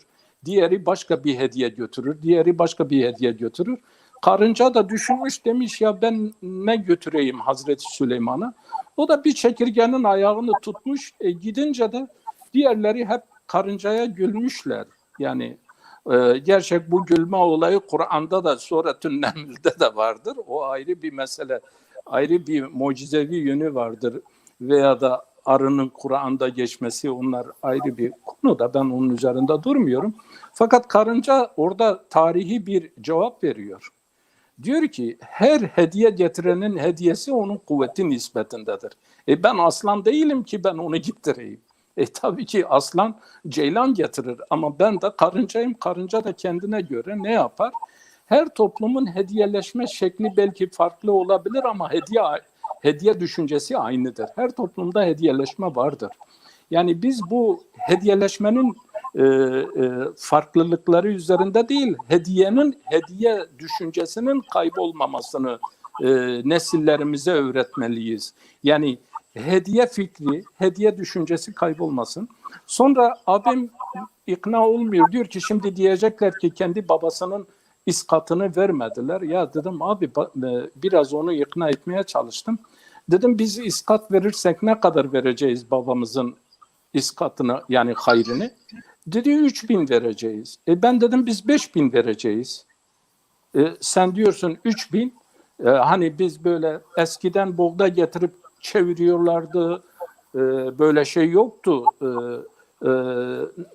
Damdaki sırıklarla böyle yukarıya bağlıyorlardı. O ona veriyordu bu buna. Ya o toplumda bu olabilir. Ama biz bugün o toplum değiliz. Yani daha sonra dediler iş biraz daha kolay olsun altınla parayla çevirelim. Şimdi böyle bir sahtekarlığa da neden giriyoruz? Adama veriyoruz. Bak ben sana veriyorum tekrar bana ver. Ya sen verince tekrar sana veriyorsa bu nasıl oluyor? Sen peşinen adama diyorsun ki ben sana verdim. Bak sen tekrar al bana ver. Adama verince adamın oldu. Bırak daha onun olsun. Diyor ya bir kese altındır. Ya bir kese altın da sen neyin sahtekarlığını yapıyorsun? Bu nasıl onun yerini tutuyor? Yani bir avuç buğdayın yerine sen bir kese altın diyor sevabı daha çok olsun. Ya Allah böyle şeylerle insanın sevabını mı artıracak? Yani bir insan biraz böyle mantıken düşün. Şurada şunu bitireyim. Ondan sonra Gülmeyin hocam. Gülmeyin, ben bir araya gireceğim. Siz sözünüzü balla keseyim. Şimdi bir soru var. O soruya geçmeden önce Tayyip hocam geldi. Sadık Kaya geldi. Hoş gelmişler. Safalar getirmişler. İsmail Baytemur şairimiz burada. Deza Sarı şairimiz burada. Hoş gelmişler. Mehmet Sarı değerli kardeşimiz burada. Hoş gelmişler. Safalar getirmişler. Şimdi bir kısa bir şey yapayım. Yani Misbak Himbostınar kardeşimiz diyor ki misbak örfü müdür diyor. Yok, misbak sünnettir. Yani dişleri ama misbak nedir? Dişleri fırçalamaktır. Yani burada işin özü diş temizliğidir. Yani şekil değildir. Yani bizim sünnetlerimizi şekilde bırakmamak gerekiyor. Onun ruhuna uygun yapmak gerekiyor. Bir de birisi yemek yer, bakarsın, özenirsin, dersin ki ah ben de o yemekten biraz yiyeyim. Birisi yemek yer, tiksinirsin yemek yiyişinde. Burada hocamın bahsetmek istediği misvak sünnetini yerine getirirken o yani o görüntü hoş değildir. Ben benim çocuğumun bir okuluna ziyarete gittim tabii. 2 sene önce gittiğim okul müdürü 2 sene önce bizim çocuğu 28 Şubat döneminde odaya çağırmış. İşte tehdit, bilmem ne, ikna falan. İşte sen başını açmazsan bizi görevden atarlar. İşte şöyle aç, böyle aç diye ikna çabası gösteren bir öğretmen, müdür. Tabii o 28 Şubat geçince bu defa dindarlığı tutmuştu. Gittim, adamı gördüm. Adamın o muamelesini de biliyorum. Sonra 2 sene sonra gittim. Şu kollarını şuraya kadar sıvamış. Paçalarını şu dizine kadar sıvamış. Bir de bir terlik giymiş böyle. O okulun ortasında ben abdest almaya gidiyorum şeklinde bir görüntü. Hiç hoş bir görüntü değil. Hı. Yani böyle bir baktım, ya efendime söyleyeyim, şimdi sen beni kandırdın, peki Cenab-ı Allah'ı da mı kandıracaksın? Yani zoru gördüğünde ne yaptın? Şimdi de işin gösterişi peşindesin. Misvak gibi diğer dini, sadece misvakta değil, birçok şeyimizde, giyimimizde, kuşamımızda, şunda, buyunumuzda şekilcilikten öte bu işin ruhuna uygun hareket etmemiz gerekiyor. Yani Evet. başkasının efendime söyleyeyim ellerini, yüzünü yıkadığı bir lavaboda sen ayağını yıkarsan nezaketsizlik olur. Efendime söyleyeyim adam bırak onu, yani kürdanla dişimizin arasına izlerken bile ağzımızı ne yapıyoruz? Kapatıyoruz. Başkası tiksinmesin diye. Dolayısıyla Hapşırırken böyle yapıyorsun. evet.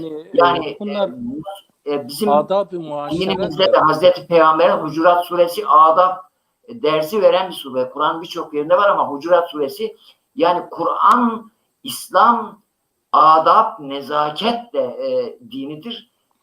Biz bunu bazı böyle yani nereden şey yapmışlarsa adam birçok yerde görmüşsün, ağzından misvak öyle çarşının ortasında yürüyor. Ya böyle bir şey olamaz yani. Hazreti Peygamber ben eminim sağ olsa bunu görse çağırır, efendime söyleyeyim yapma böyle der yani. Bu sünneti bu şekilde oyuncak haline ve kötü bir, çirkin bir görüntü haline getirmeyin. İşin ruhuna uygun yapın. Bir de Burhanettin hocamın dediği gibi siz mi söylemiştiniz? Yani misvak da olsa onu ne yapacağız? Efendime söyleyeyim hijyenine de dikkat etmemiz gerekiyor. Hijyenine de dikkat etmemiz gerekiyor. Şimdi yani şunu altını çizerek söyleyeyim. Misvakın sünnet olma konusunda hiçbir şekilde hiçbir Müslümanda, ben hiçbir kimseden sünnet olduğu konusunda bir tereddüt yoktur. Kesinlikle sünnettir. Ama şekliyle ilgili bazı Müslümanların şekildeki yanlışlıklarla ilgili eleştirimiz. Hocam burada bir noktaya ben dikkat çekeyim. Bakın, sünnet olan diş temizliğidir. Temizlik sünneti. Diş temizliği sünnettir. Bu zamanda bu temizlik ne şekilde gerçekleşiyor? Bak, o ağaç konusunda açın Şafii fıkhının Muğnil Muhtaç 4 ciltlik o misvak bölümünde İmam Şafii diyor ki ağız temizliğini gerçekleştiren her şey misvak hükmündedir.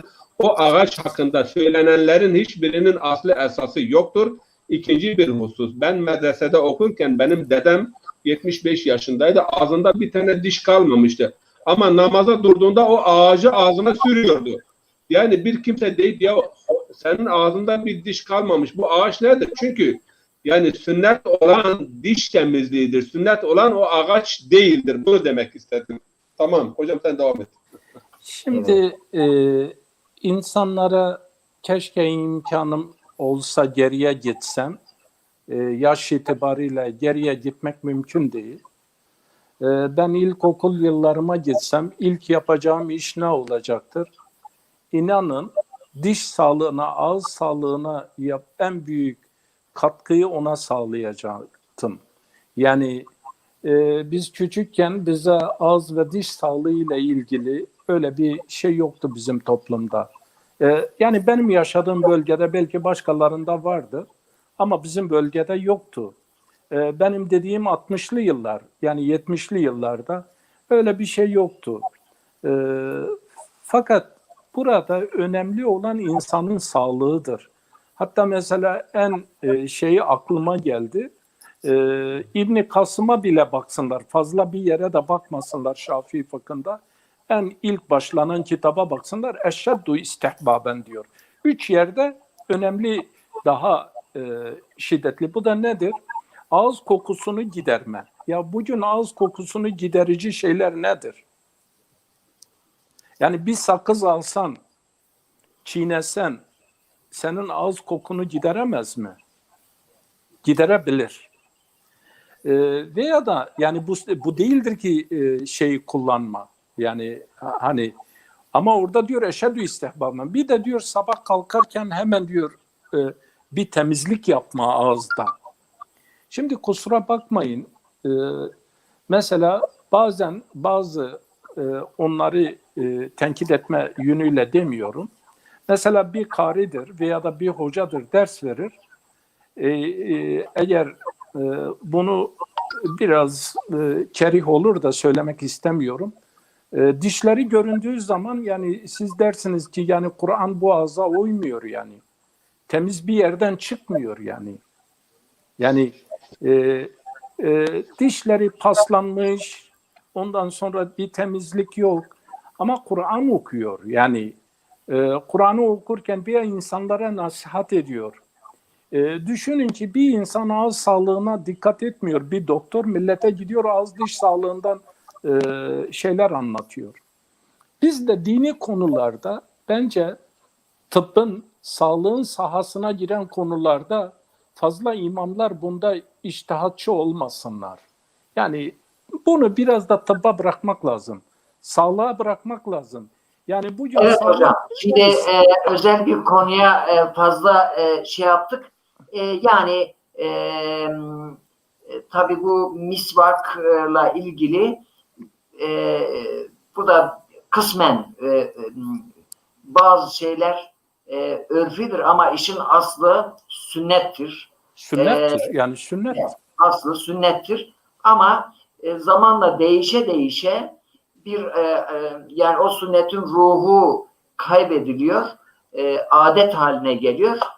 Ama o adet haline de getirilse, sünnet olarak da yapılsa işin aslına bakmak lazım diyoruz.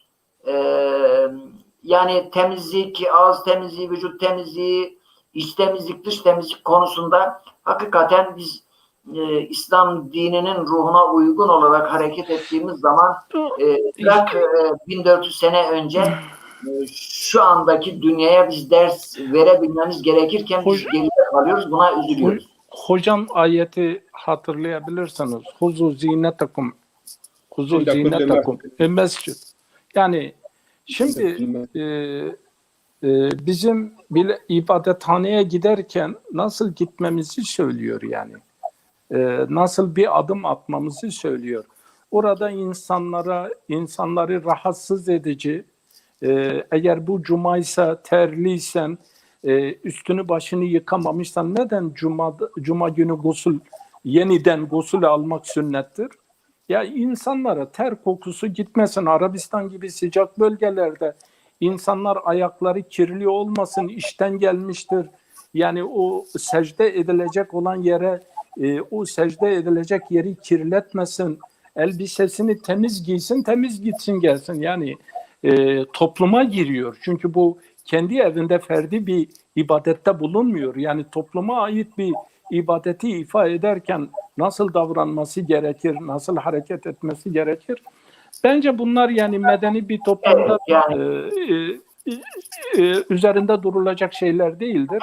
Evet yani Hazreti Peygamber sallallahu aleyhi ve sellem deveye binmiş, ben bugün arabaya binmem. Araplar diyor ki sakal sünnettir. Misvakla ilgili aletler, teknoloji gelişmiş, yeni şeyler çıkmış, diş fırçaları çıkmış, diş macunları çıkmış. Kusura bakmayın burada doğal olması açısından ağaçla da misvaklıyorsan onu hakikaten yani temiz, hatta bir kılıfı olmalı. Yani bir temiz bir şey olmalı. Bir diğeri yani Efendimiz sallallahu aleyhi ve sellemin sünnetine muhalefet etmek, yani onu sünnet değildir demek haşa, o bize hiçbir zaman şey olmaz. Ama bakıyorsun adam diyor ki fistan sünnettir ama saray da acaba sünnet midir? Yani o saray, o ne bileyim o şeyler, bin bir Mercedes'le ondan sonra ona binerken niye sünneti uygulamıyorsun? Deveye bin o zaman git. Yani o deveye binmiştir, ona binmemiştir. Yani şimdi bunlar çağa göre, asra göre illaki yani ben bunu sünnettir diye yapıyorum diyen insana benim diyeceğim yok. Yani misvakı kullansın. Ama mesele eğer ağız ve diş sağlığıysa bu insan sabah da dişlerini fırçalayabilir, öğlen de fırçalayabilir, akşam da fırçalayabilir ve her zaman bunu yapmalıdır. Yani sadece belli bir zamana da vabeste değildir yani.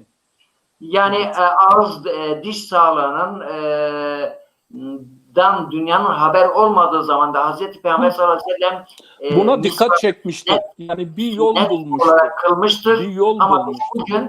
bugün modern dünyada biz onlardan gerideysek demek ki yani utanmamız lazım. Utanmamız lazım. Hocalarım Arapçada, Farsçada, Orducada diş fırçasının adı misvaktır. Hedef diş temizliğidir. Sünnet olan diş temizliğidir. Bitti gitti. O kadar uzatmaya gerek yok. Evet hocam. Evet. Hocam ben sözünüzü kestim mi?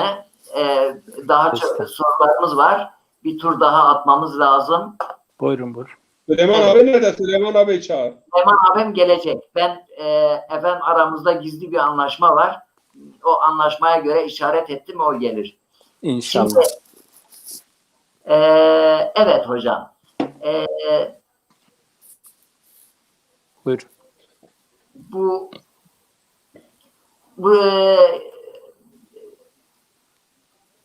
Burhanettin hocam, bu boşanmada bazı usul adaplar var, örf haline gelmiş.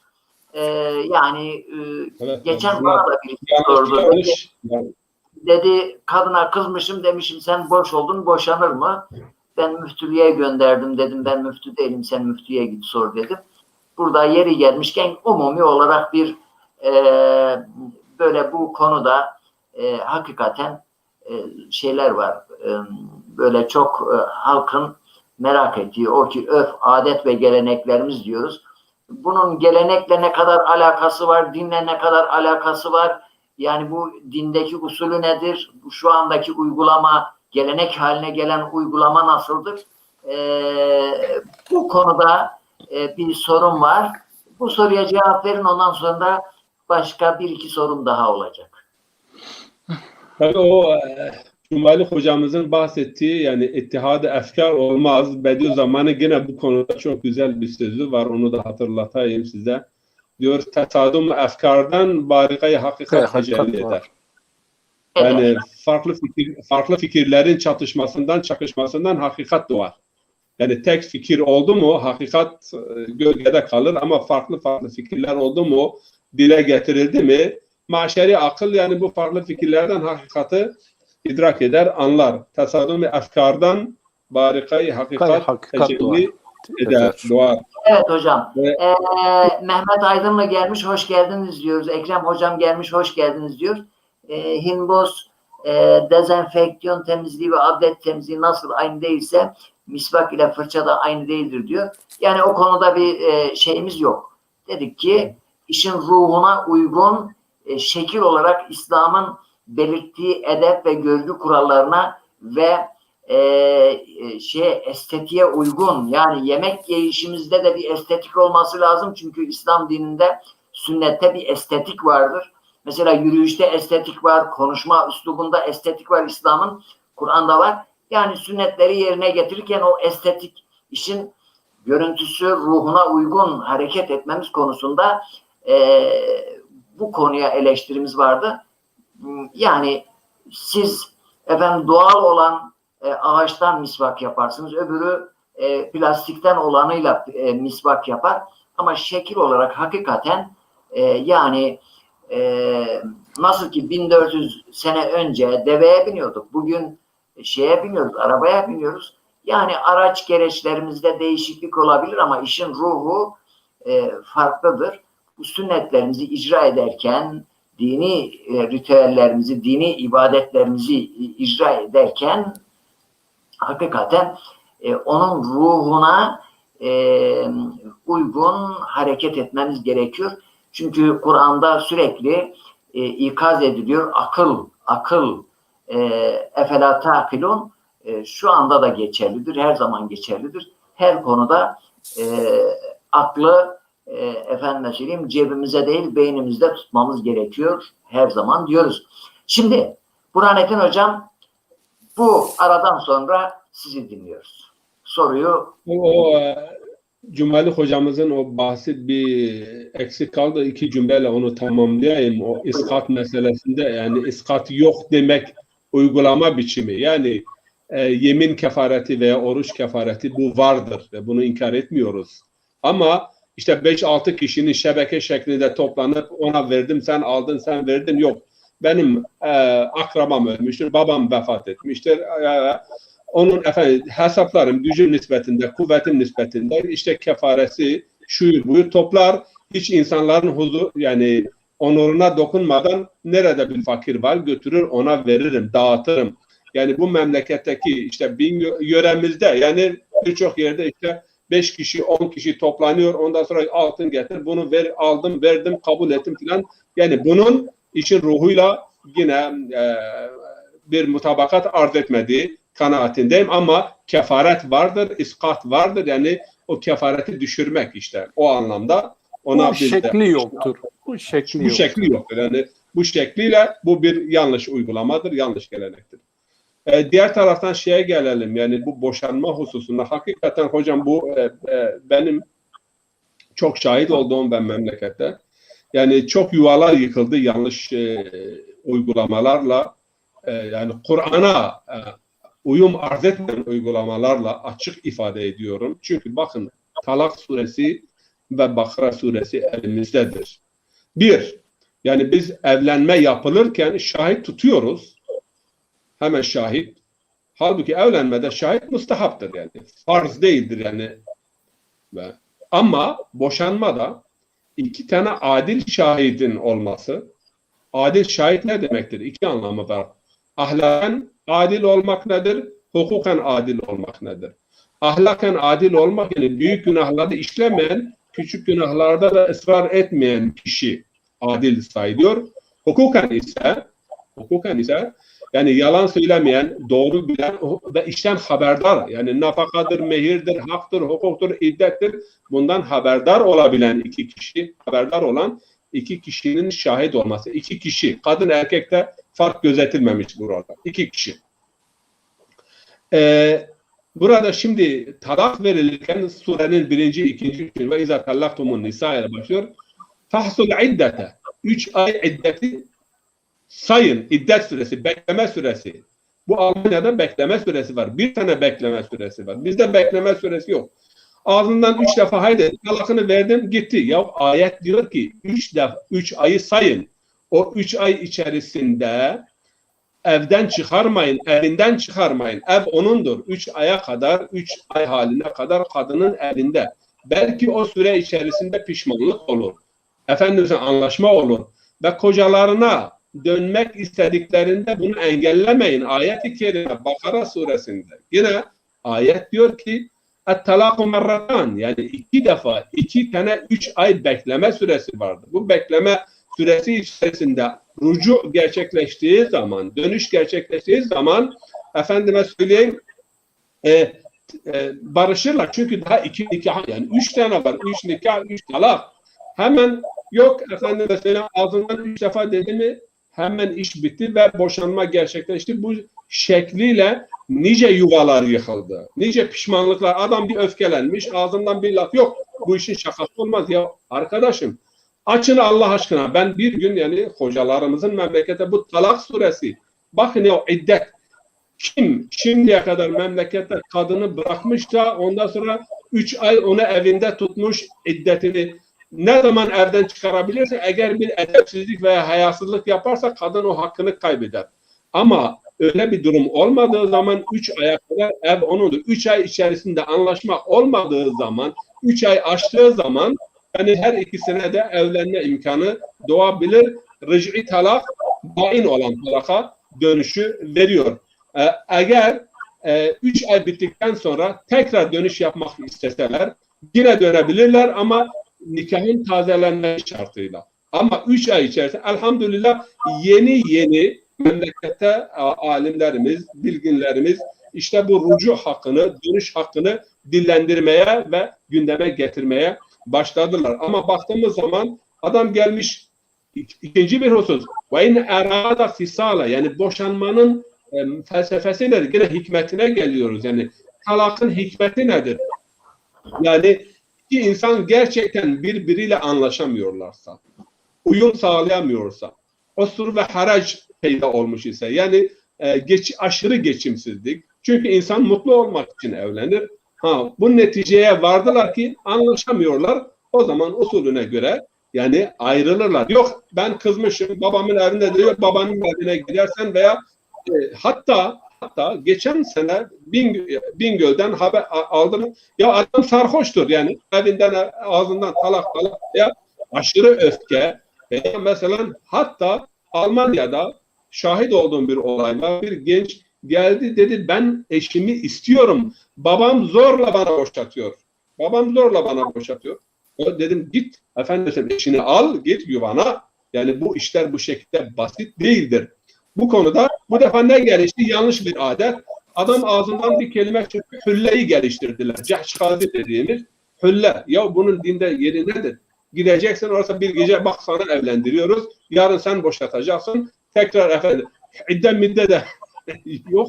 İşte din adına bahsettiğimiz yani yanlış, yani insanın onuruna aykırı. Bak biraz önce hocamız dedi, yani maruf insanın maşeri aklın kabul ettiği, Allah aşkına hülle denilen, cahşkazi denilen şeyler, yani insanın onuru, haysiyeti, efendim söyleyeyim, vicdanı bu gibi şeyleri kabul eder mi? Halbuki Kur'an'da çözüm var.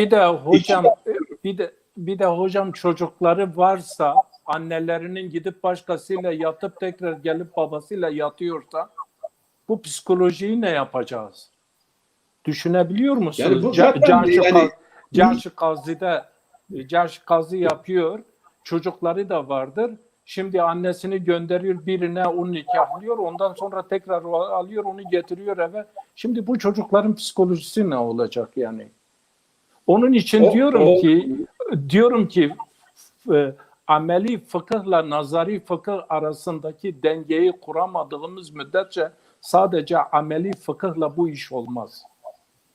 Yani bakın yani şimdi Kur'an elimizde, Kur'an diyor ki iddeti sayın. İddet içerisinde senin evindedir. Kur'an diyor ki dönüş var. Ya dönüş için ya ben götür başkasıyla evlendireceğim. Kur'an diyor ki hocalarına dönmek istediklerinde engel teşkil etmeyin. Kur'an diyor ki talak merratan, 2 defa, yani 2 defa dönüş hakkı var. 3. defa boşanma gerçekleştiğinde artık dönüş hakkı yoktur. O zaman gidip yani evlenirse başka birisiyle, o da ölürse, yoksa bile anlaşmalı git, ondan sonra burada yani hem boşanmada yanlış bir uygulama, maalesef yanlış bir uygulama ve bu uygulama birçok yuvaların da dağılmasına sebebiyet vermiştir. Ben memlekette kimsenin yani boşanarak iddet süresi içerisinde evinde beklediğini ve bu süre içerisinde tekrar anlaşma sağlandığını, tekrar pişman ol. Hatta bu süre içerisinde rivayetler vardır ki kadın bezensin, süslensin, efendime söyleyeyim, ahlakları güzelleşsin, belki yani tekrar gönüller fethedilir. Çünkü kalp her an için yani değişim halindedir. Kalbe kalp denilmesinin daha sebebi her an için yani bir inkılap geçiriyor, değişim geçiriyor. Belki anlaşırlar. Çünkü ayet diyor ki in erada fisala. Eğer ikisi de boşanmayı isteseler. Yani öyle değildir ki erkeğin dudağındaki 2 lafa bağlı kalmıştır bir yuvanın kuruluşu. Ya bu hayattır. Ortaklıktır. Müşterektir. Yani zevc deniliyor. Bak hatta zevce de denilmiyor. Zevc. Kadın da burada zevcdir. Yani zevc demek aslında erkek için yani çift, eş. Ama erkek anlamında burada da zevce denilmiyor. Zevceyn. Tamam mı? Kadın ve erkek. İkisi aynı konumda değerlendiriyor. Gramatik ve dil olarak da baktığımız. Ama uygulamaya baktığımız zaman yok adam işte kızdı. Hadi filan kesin kızı. Boşsun tamam bitti. Yok 3 talak 1 talak. 100.000 kere de o 3 yani 3 değil de 33 defada dese o bir talaktır. 33 defada dese. Ama 3 ay sayıldı. 3 aydan sonra anlaşma sağlanamadı. Gittiler. O 3 talak iddet süresi bittikten sonra dönüş gerçekleşmediği zaman o daimi talaka dönüşür. Bu konuda sual varsa, soru varsa, çünkü konu uzun konudur. Bir de diğer taraftan mesela örf dediğimiz zaman yine Peygamber Efendimiz evlenmeler konusunda mesela yükü hafif olan, yükü ağır olan evliliklerin hayrı olmaz. Hakikaten bazı yörelerde öyle bir altın talep ediyorlar ki yani işte bu kız istemeye gittiklerinde şimdi başlık demiyorlar ama 20 çift, 30 çift, 10 çift, 50 çift bu Mardin, Diyarbakır, o Cizre orada o yörelerde yani astronomik harcamalardır. Bunlar İslam peygamberin yani sünnetine uygun evliliğe ve o evlilik felsefesine aykırı bir şeydir. Yani bunlar da yok gelenektir. O gelenek yani yine Kur'an-ı Kerim bize örf açıklanırken hangi örfü ölçüdür? Toplumların, insanların ahlak ve davranışlarının ortası. Orta davranış, makul davranış bu ölçüdür. Farz edelim efendim mesela bir kadın biraz önce dedik evlendi ama mehir belirlenmemiş. Yok. Makul olan bir örfe göre bir mehir biçilir. Yoksa Mardin'deki kilolarla efendim mesela o yörelerdeki kilo altınlarla bu da yani hoş bir adet ve gelenek değildir. Tabii bunların sayılarını çoğaltabiliriz. Burada Evet, ben nokta... hocam teşekkür ederim. Ben şimdi saati gene bakmayı unuttum. Saat 10'u 11 dakika geçiyor. Yani tam 1 saat 57 dakikadır yayın yapıyoruz. Normalde bizim 1 saat planlıyoruz. 2 saati buldu. Ama çok güzel böyle ben kendi adıma çok zevkle, keyifle izliyorum. İnşallah bizi izleyenler de keyif alıyorlardır. Recai Bey diyor ki her iki hocama da saygılarımı sunuyorum diyor. Sünnet-i seniyenin illeti gayesi yani amacı, gerçek amacı, konmuş amacı üzerinde çok güzel izahatta bulundular. Şahsen çok istifade ettiğimi söylemek istiyorum diyor. Bak benim duygularımı o da sanki ben söylüyorum gibi ifade ediyor. Allah razı olsun. Onun için üstadım Bediüzzaman vaizlerimiz hem hakimi muhakkik hem de alimi muhakkik ve hem de belighi mukni olmalıdır. Sözünün nedenini ve güzelliğini konuklarımızla şahsen görüyorum. Bu nedenle de bir kez daha size ve konuklarıma teşekkür ediyorum diyor. Yusuf Soğukçeşme kardeşimiz İzmir'den selamlar diyor. Hayırlı akşamlar. Programımız iyidir. Dinliyorum diyor. Teşekkür ederiz. Programa katkılarından dolayı değerli kardeşlerimize. Hocam konu bitmeyecek. Bu konuya haftaya devam edeceğiz. Mesela küçük yaştakilerin büyüklere karşı davranışıyla ilgili örf adetlerimiz vardır. Efendim mesela gençler kadınlara saygı mesela bizde güzel gelenekler var. Kadınlar mesela bir en şiddetli kavga esnasında peçesini başörtüsünü yere attığında o kavga biter. Böyle geleneklerimiz var. Efendim çeşitli boşanmalarda olsun, karı koca kavgalarda olsun, halk arasındaki kırgınlıklarda olsun şimdiki ifadeyle kanaat önderlerinin eskiden işte büyükler toplanırlar, o işi çözerler. Bugün polislerin efendim savcıların, hakimlerin, karakolların, jandarmanın halletmediğini o hocalar böyle yağdan kıl çeker gibi o kadar güzel bir şekilde çözüyorlardı. Ve o örf adetlerimizin azalması nedeniyle kadın cinayetleri, kadınlara karşı şiddet, işte gençlerin kötü alışkanlıklara, işte uyuşturucu vesaire şeylere kayması, aile mefhumu, ailenin dağılması neticesi doğdu ki devletler kanunlar yapıyorlar. Polis polisleri görevlendiriyorlar ama hepsi Türkiye'de bunun için bir bakanlık kurdular ama eskiden hiç polis olmadan, jandarma olmadan bu şekilde bir şiddet olmuyordu. Demek ki biraz önce söylediğimiz gibi her şey kanunla yürümüyor. Bazı şeyler örf ve adetlerle yürür diyoruz. Hocam, değerli hocam, sesiniz yok. Bir test edelim sesinizi. Düştü. Hocam, hocam bir hatırlatmada bulun da çok sallanıyor, yani o görüntüsünü sabit kılsın. Evet, o herhalde kamerası yerinde durmuyor. O kamerada Bir yere sabit tutmak lazım. Çünkü ben izleyicilerime buradan duyuru yapıyorum. Programımız biter bitmez. Programımızı kapatmadan Süleyman Ertuğrul'la biz bir düet yapacağız. İnşallah dileyen kardeşlerimiz bizi izlemeye devam etsinler. Bu nedenle ben önce Burhanettin hocamla böyle bir son birkaç cümle istiyorum. Haftaya konumuza devam edeceğiz diyorum. Diğer sorularımızı haftaya bırakalım.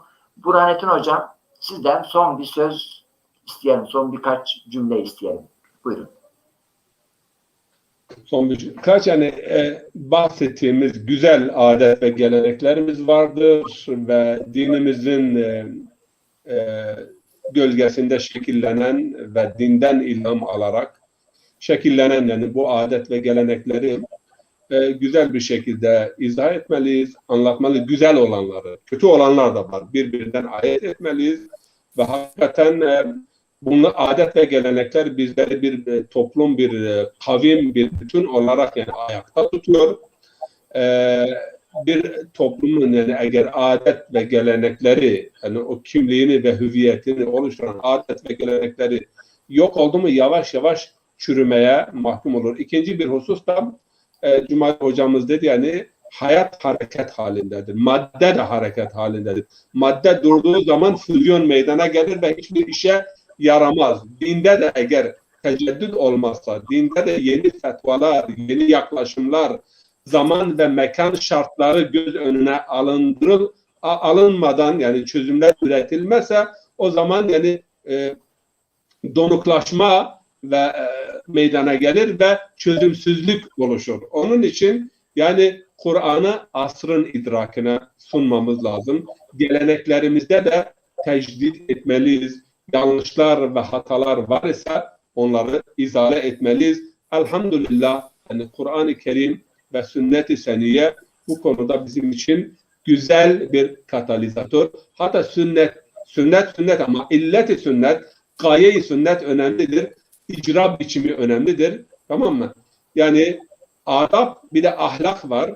Yani adab ahlakın zaman ve mekan şartlarında uygulanış biçimidir. Bir programımızda inşallah bu konu hakkında konuşacağız. Her zamanda, her mekanda, her ahlak yani aynı şekilde ifade edilmez. Farz edelim bazı ülkelerde saygı ifadesiyle kişi külahını şapkasını veya külahını başından kaldırır ama başka bir ülkeye gidiyorsun aynı saygıyı ifade etmek için şapkasını başına koyuyor. Ama önemli olan saygı. Asıl olan o saygı. Saygının ifade biçimi değişebilir. Ve buna kıyasla birçok yani erdem veya birçok ahlak vardır ki farklı farklı toplumlarda bunları ifade etmenin şekli veya şemali daha farklı olabilir. Bu konuları inşallah gelecek zamanlarda konuşacağız. Ama fazilet ve erdem kötü adetlere galebe çalmaktır. Esselamu Aleyküm ve Rahmetullah. Benden bu kadar. Aleykümselam. Aleykümselam. Teşekkür ederiz. Dilinize sağlık hocam. Evet. Keke Süleyman geldi. Keke Süleyman Tıkhayrun Bey, hoş geldin. Hoş bulduk. Teşekkür ederim. Nasılsın, iyi misin? Hayırlı yayınlar diliyorum. Teşekkür ederiz. Sağ olun. Safalar getirdin. Bugün çok ve yakışıklı duruyorsun, karizmatik duruyorsun. Seni kıskanıyoruz. Ya Allah aşkına bırak yakışıklı mı hocam ya. Olur mu yani? Şimdi sen seyircilere söyleyelim. Yani Eksik veya fazla söyledim mi? Seyircilerimiz söyle. İyi durur. Tahtaya vuralım. Maşallah. Maşallah diyelim. Allah nazardan saklasın. Rabbim hepinize sağlık, sıhhat, afiyet versin. Amin. Allah razı olsun. Hocamdan son birkaç şey isteyeceğiz. Değerli hocam, Cumali hocam, şimdi evlenme şahitleri ile boşanma şahitleri sayısı aynı mı? 2 kadın 1 erkek olur, kaynağı nedir diye bir soru var. Eğer cevabı kısaysa hemen verelim. Yoksa haftaya bırak. Ben kusura bakmazsanız ben öz olarak bir şey söyleyeyim.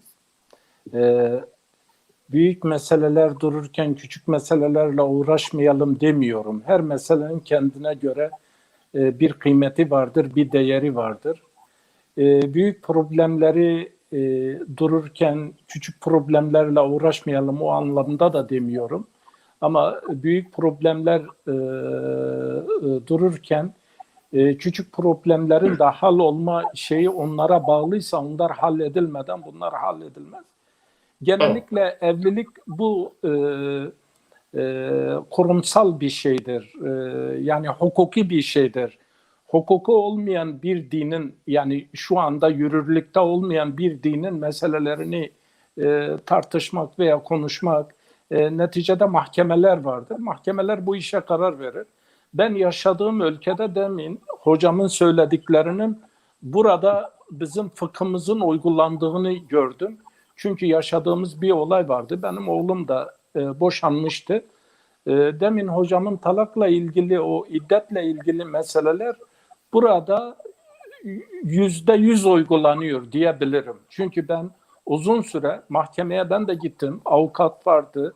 Biz oturduk hakimlerle nasıl karar veriyorlar?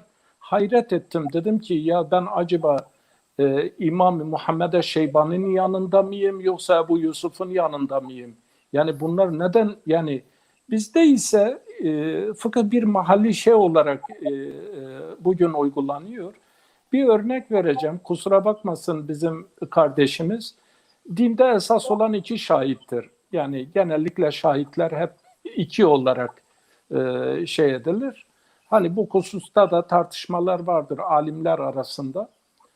Fakat şöyle bir örnek vereyim. Sel gelmiş adamın değirmenini götürmüş. Değirmen gidince değirmen taşı da gitmiş şimdi. Bir de o değirmen taşına vuran biz çamçakan diyoruz. Bir ağaç vardır. Değirmen taşının üzerine çamçakan. Şimdi adam nehrin önünden bir şey arıyormuş. Şimdi değirmen sahibi oradan biri geçerken demiş ne arıyorsun? Ya değirmenini demiş su götürdü. Ya demiş çamçakanı arıyorum. Ya koskoca değirmen gitmiş adam çamçakanın peşine düşmüş. Şimdi bizim yani toplum olarak da bence birinci meselemizi tespit edersek ben burada parantez içinde sizi yormamak için söylüyorum. Herhal 1970'te vefat etti Malik bin Nebi.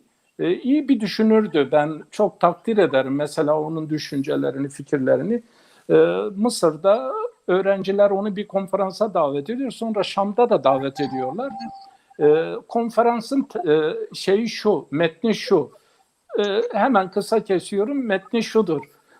Müslümanların problemleri. Müslümanların problemleri diye konferansın konusu. Tabii konferansa davet etmişler. Talebeler, öğrenciler, üniversite öğrencileri.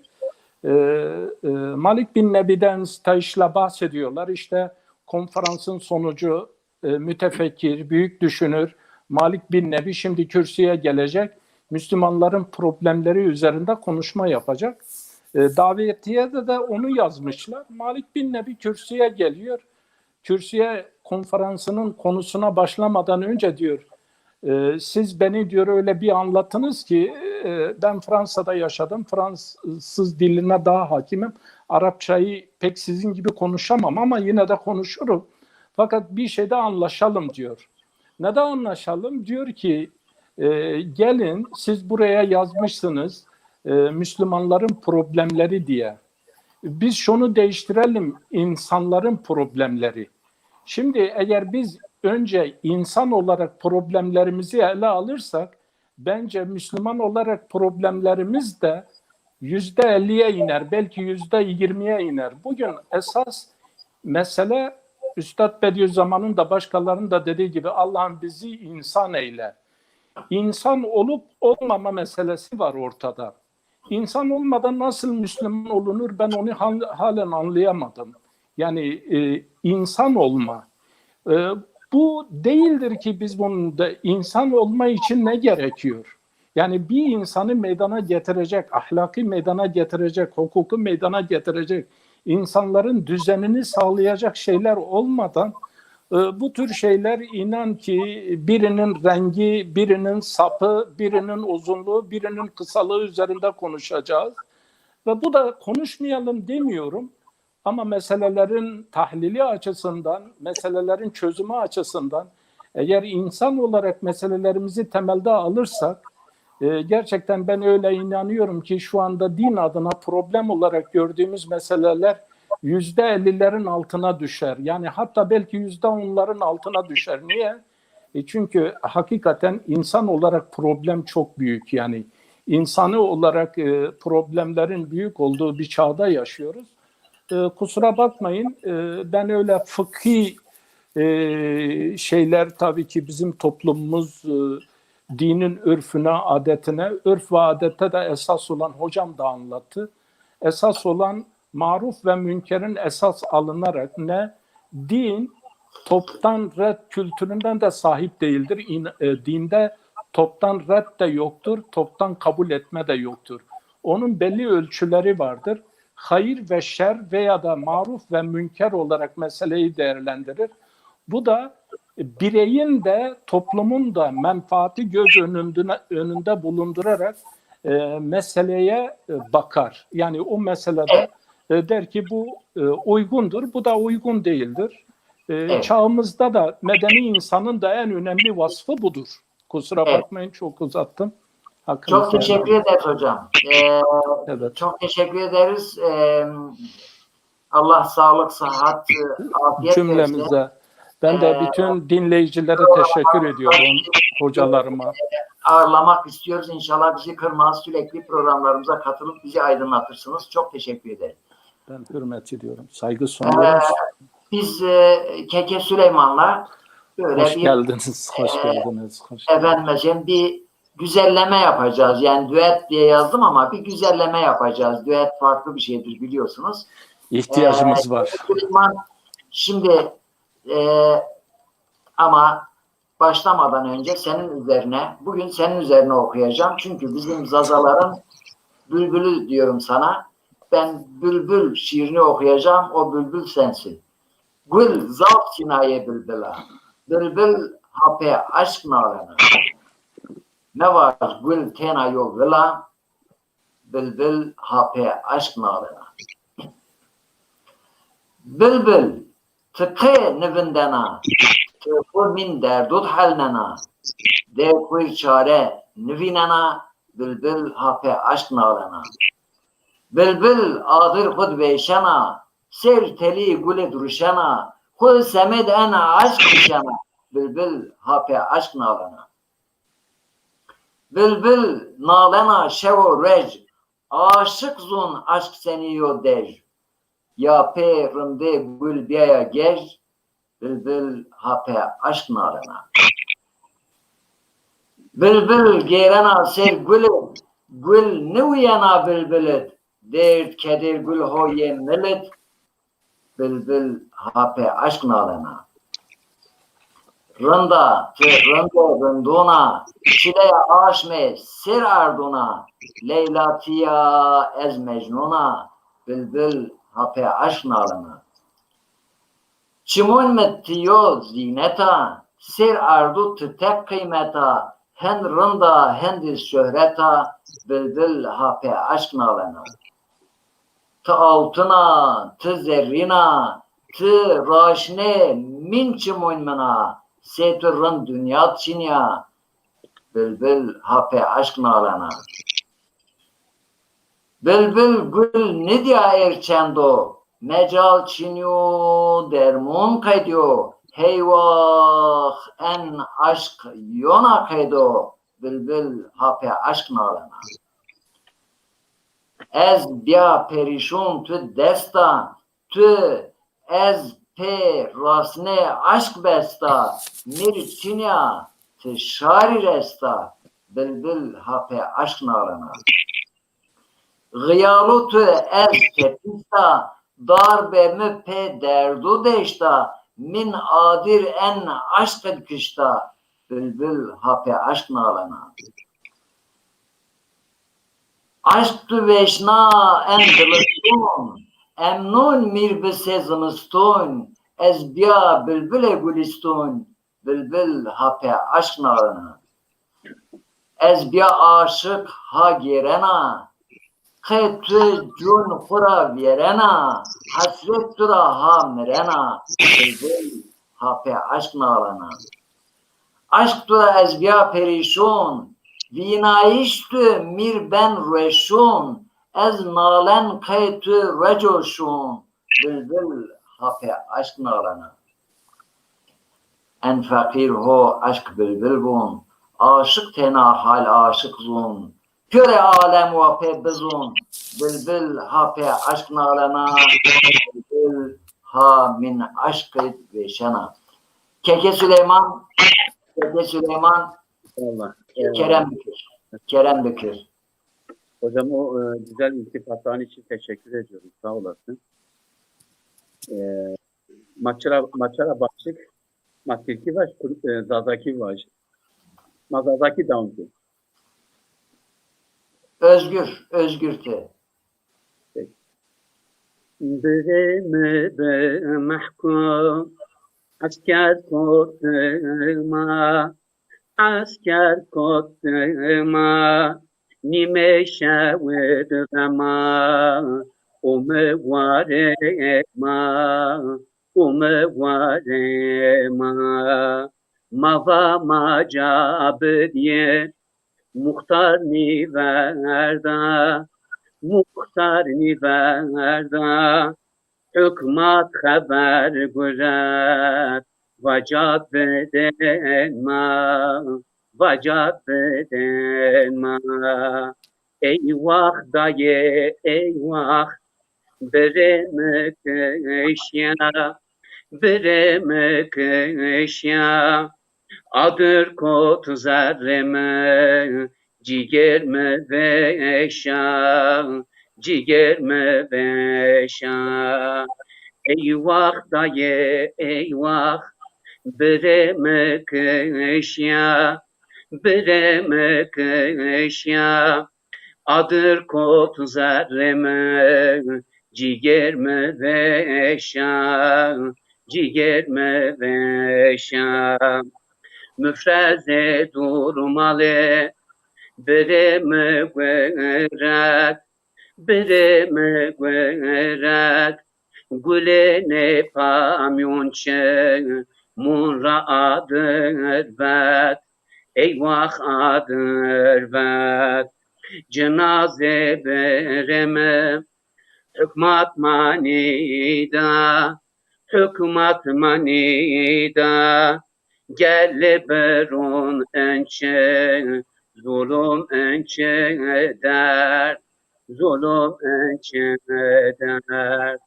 Eyvah dayı eyvah, beremek eşya, beremek eşya, adır kot zerreme, cigerme veşa, cigerme veşa. Eyvah dayı eyvah, beremek eşya, beremek eşya, adır kot zerreme, cigerme veşa, cigerme veşa. Beremek eşya o, eskhir sabana, eskhir sabana, daim başına ve hak ve halal nikana, halal nikana. Bereme, ciger dadiyeme, ciger dademe اینکه از قصف کومراگنا ای وقت ای وقت برم کشیا adı kod verme ciger mereşa ciger mereşa.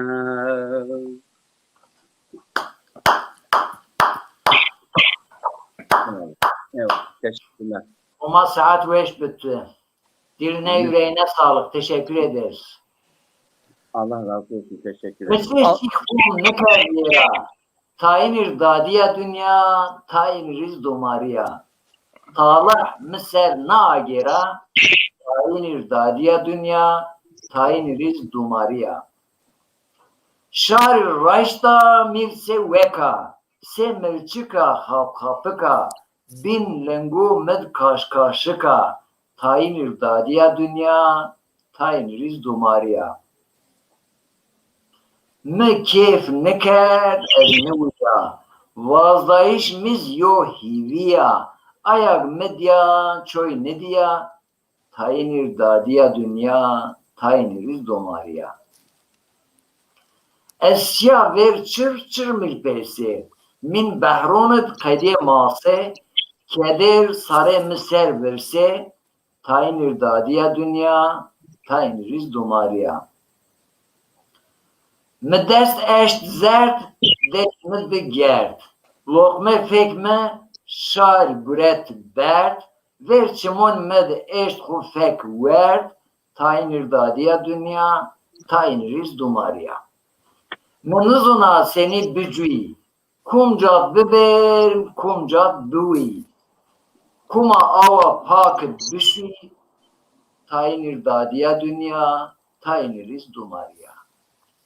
Ya güllera se yok kuya, sarave zulümid şia, bin lenge zalimud kuya, tayin irdadiya dünya, tayin riz dumariya. Me varun vaşt, ume laser, derd mi bizarf, ume pyeser, amir humay çimun meser, tayin irdadiya dünya, tayin riz dumariya. Me cevrumet, تلومه وقت غلوند ملومه şarirsim mirçüliume tayin irdadiya dünya tayiniriz dumariya sayme darse karu berdwerd khuazu hegeme filhun kerd laser visar ariyeme berd tayin irdadiya dünya tayiniriz dumariya. Fakir won ez nekem gerre. Allah'a şükür nan vere. Caver şu en hego güre. Taynir dünya, dadiya dünya, tayniriz domariya. Keke Süleyman, matura yona güçtariken,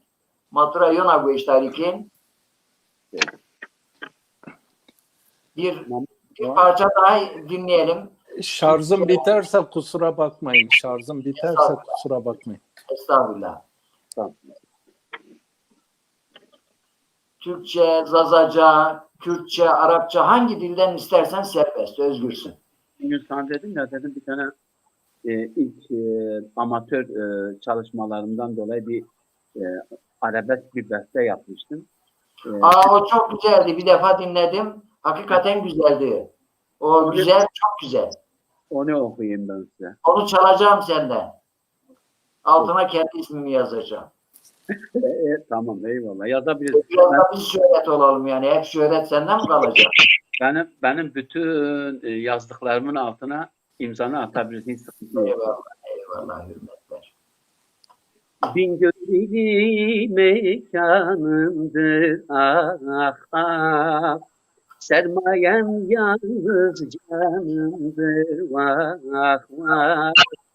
Bingöl'lü mekanımdır ah. Sermayem yalnız canımdır vah.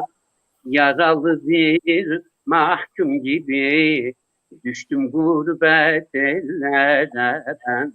Boynu bükük bir garibim, kimse sormaz derdim nereden. Açarım ben ellerimi, yalvarırım Allah'ıma, çokça sabırlar dilerim beni ulu yaradandan. Evimden ayrı kalalı ah ah, ha bu gönül hep yaralı vah vah. Evimden ayrı kalalı ah ah, ha bu gönül hep yaralı vah vah. Uzun uzun yıllar gibi gelip geçti bu günlerim. Bana cefa edenlerin Allah müstakını versin.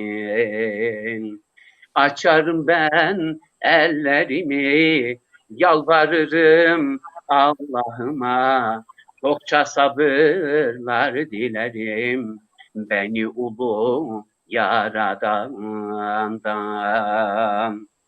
Dünyam bana oldu zindan ah ah, usandım artık canımdan vah vah.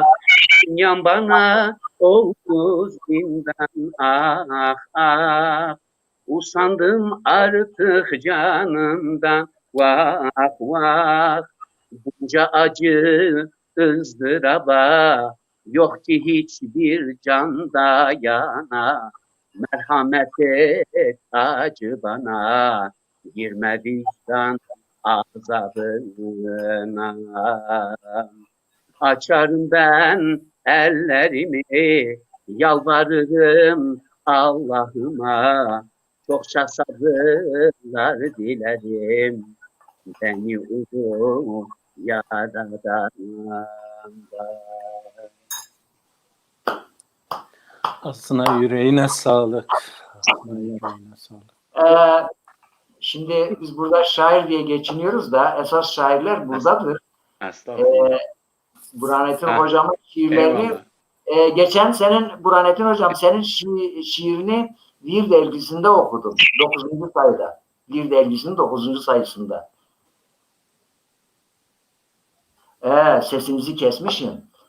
Ben dedim belki o senin benden geliyor, belki benden geliyor. Sesini kesmiştim. Buyurun şimdi tekrar edin hocam. Ben Süleyman hocama Allah güzel bir ses vermiştir. Peki bir sorum olacak. Güzel sesin zekatı nedir? Ne yapmam lazım hocam söyle. Güzel sesin zekatı güzel şeyler söylemektir. Evet. Geldiği kadar güzel bir şeyler söylemeye çalışıyorum hocam, bilmiyorum. Çok güzel oldu. Ben sizlerden izin isteyeceğim. Ben daha Allah'ın evinde. Şimdi yavaş yavaş kendi evime gideceğim. Evet, evet. Eyvallah. Eyvallah. Hayırlar diliyoruz. Allah'a emanet olun.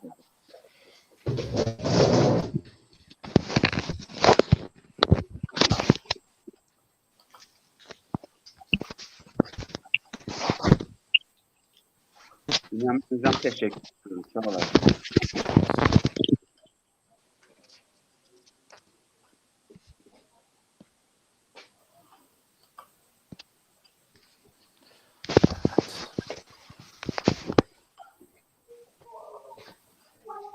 Evet hocam.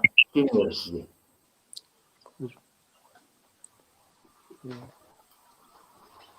Benden mi? Evet hocam. Sizi ortaya aldım. Hazır değilseniz şey yapmayayım. Yok. Bazen böyle Yani şiir olarak, yok estağfurullah. Şiir olarak mı? evet bir şiir böyle aramıza bir Ben şimdi bir şey aklıma geldi. Bunu belki bir 10 sene önce yazmıştım fakat kısa bir şey. Canlandı hayalimde o ilk mevsimin nevbahar. Şimdi etrafta hazan ve hüzün tabloları var. Canlandı hayalimde o ilk mevsimin nevbahar. Şimdi etrafta hazan ve hüzün tabloları var. Burada Bayburtlu Zihni'nin bir şiiri aklıma geldi. Bayburtlu Zihni şöyle diyor. Şiddetu berdu şitadan şenliği gördükçe kalp, hoş gelir bülbül sedasından ona avazu kelp. Şimdi Bayburtlu Zihni iyi bir şairdir. Yani hatta dönünce memleketinin evinin camlarının kırıldığı, işte onu böyle bir şiirde tasvir eder. Bunu bir şey üzerine söyler. Bugün dışarıda kar tipi vardır. Bizde kar yağıyor. Ben dışarıdan gelirken bugün güzel akşamüstü bir kar yağdı öğleden sonra. O da diyor ki şiddetu berdu şitadan şenliği gördükçe kalp, hoş gelir bülbül sedasından ona avazu kelp. Manası şu, bir köyden bir köye bir kafile giderken insanlar yolda tipiye yakalanıyorlar, göz gözü görmüyor. Yani o tipi biliyorsunuz, kara tipi. Birbirine tutunuyorlar, artık ölümlerini bekliyorlar. Çünkü köy hangi tarafta göz gözü görmüyor. Böyle birbirine tutunup o şiddetli soğukta hem bir ısınma hareketi hem de ümitleri kesilmişken artık ölümlerini beklerken buyurun bir köpeğin sesi geliyor. Şiddetu berdu şitadan, yani kışın şiddetli fırtınasından, berdu şitadan şenliği gördükçe kalp. Kalp kurtuluşu görünce hoş gelir bülbül sedasından ona avazu kelp. Şimdi köpeğin sesi gelince demek ki köy bu taraftadır. Sese doğru yürüyorlar. Şimdi diyor köpeğin sesi bize bülbülün sesinden daha hoş geldi. Ya. Bazen sesler anlam, yol göstericilik bakımından sizi bir felaketten, bir şeyden o avazlar değişiyor. Veya da mesela bir şey olsa o anda normalde buyurun eşeğin anırmasından insan rahatsız olur. Tipiye yakalandığı zaman eşeğin anırmasının sesi insana bülbülün sesinden hoş gelir. Şimdi onun için fırtınalı günler, fırtınalı dönemler bize azıcık ümit aşılayan şiir olsun, türkü olsun, name olsun, kaside olsun, bizim için bunlar can suyudur. Bizim için bunlar zemzem gibidir, bize hayat suyudur.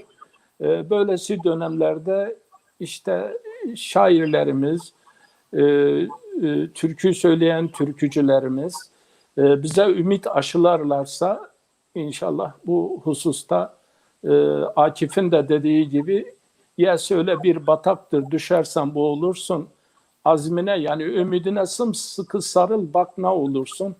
Biz de bu hususta böyle hem diğer taraftan hüzün tarafı, diğer taraftan da ümit tarafı.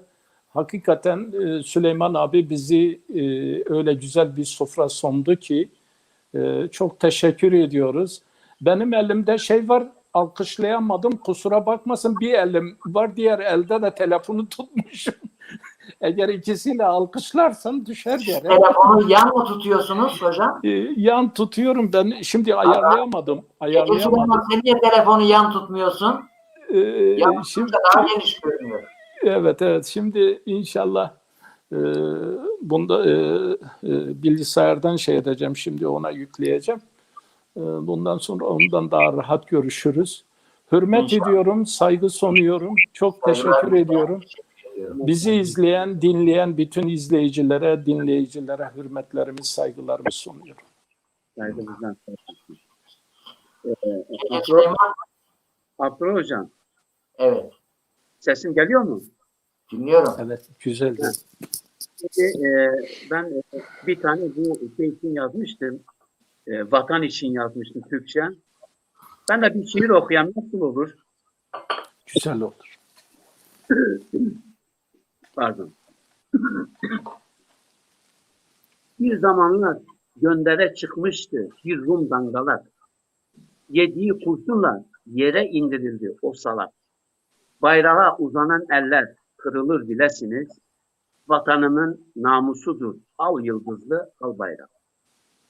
Bayrak için, namus için can vermeye hazırız. Bu vatana göz dikenin gözlerini oyarız.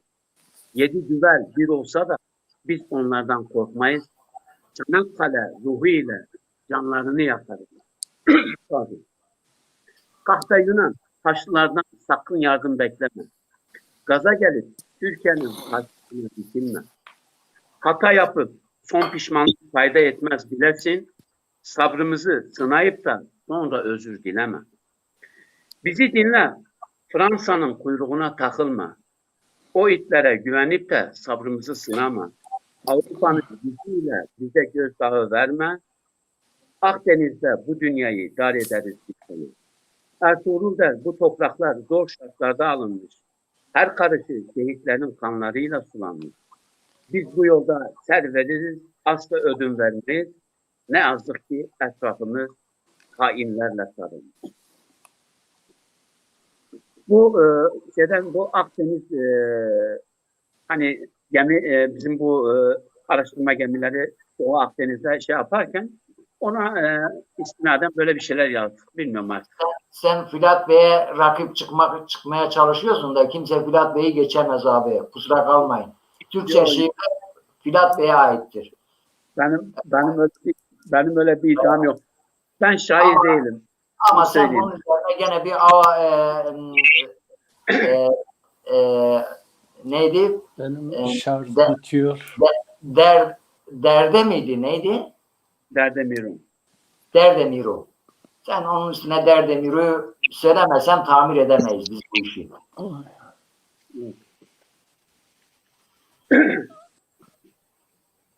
Derdemir'un, Derdemir'un, dünyasına desteklerim.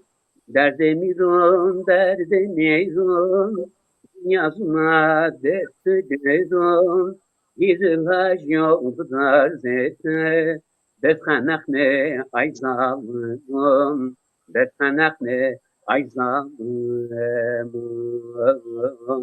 Vay havaro, vay havaro, met zulüm kırdın kerdo, ni kış verdi ne de cini, sare ay mazlumu verdim. Derdemirun day kecinun, tırni da ay hakkımın, Derdemirun day kecinun, tırni da ay hakkımın, Deccal ismet yo fermun ver, ena dünye tiker dindon, ena dünye tiker dindon. Vay havaro, vay havaro, İsmet zulüm kırdın kerdo, yıkış verdi ne de yeni, sade ay mazlumu verdim. Mazlum kişi pehan zarun, inir berma ardu arun. Mazlum kişi pehan zarun, inir berma ardu azmun.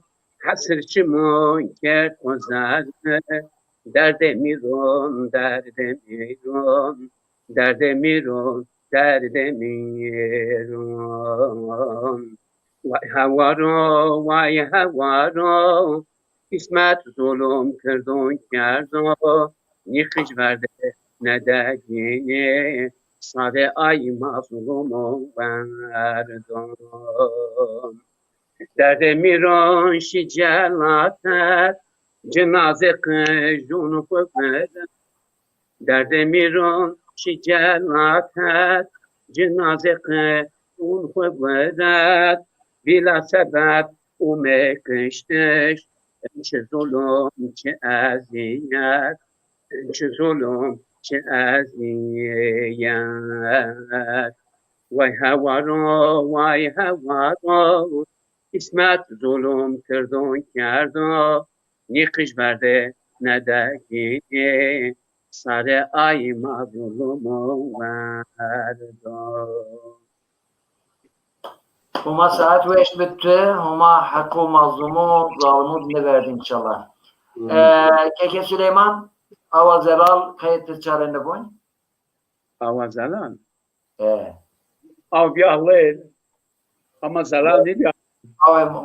Av ken zelal inşallah. Ma av Allah ken zelal.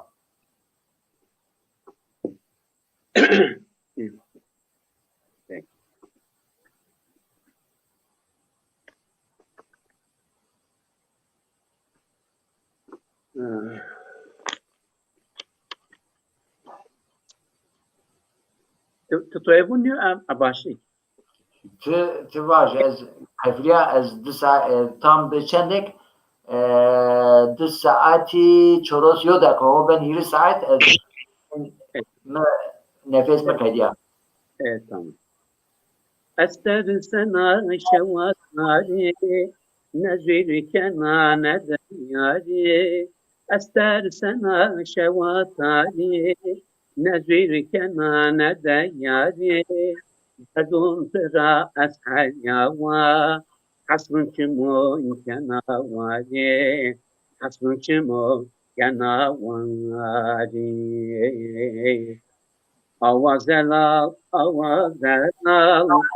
akene imnadanal azni ve şahamdana ramne kenahalal avazelal akene imnadanal azni ve şahamdana çırpmeni kenahalal şevdiyena esbermena dunena dünyavena şevdiyena esbermena kahrına dünyavena zerre ciğer mıde şavu eznizuna hasebena eznizuna hasebena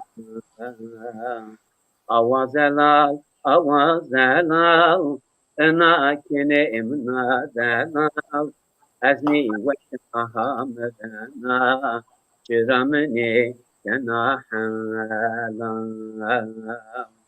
avazelal avazelal ana kene imnadanal azni ve şahamdana çıramne kenahalal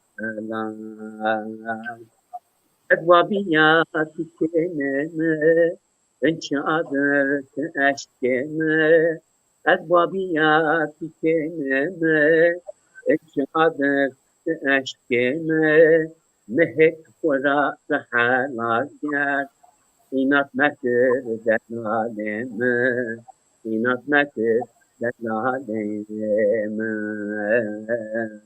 Avazelal avazelal Ena kene imna dana azni ve şahamdana şiramene kana halal.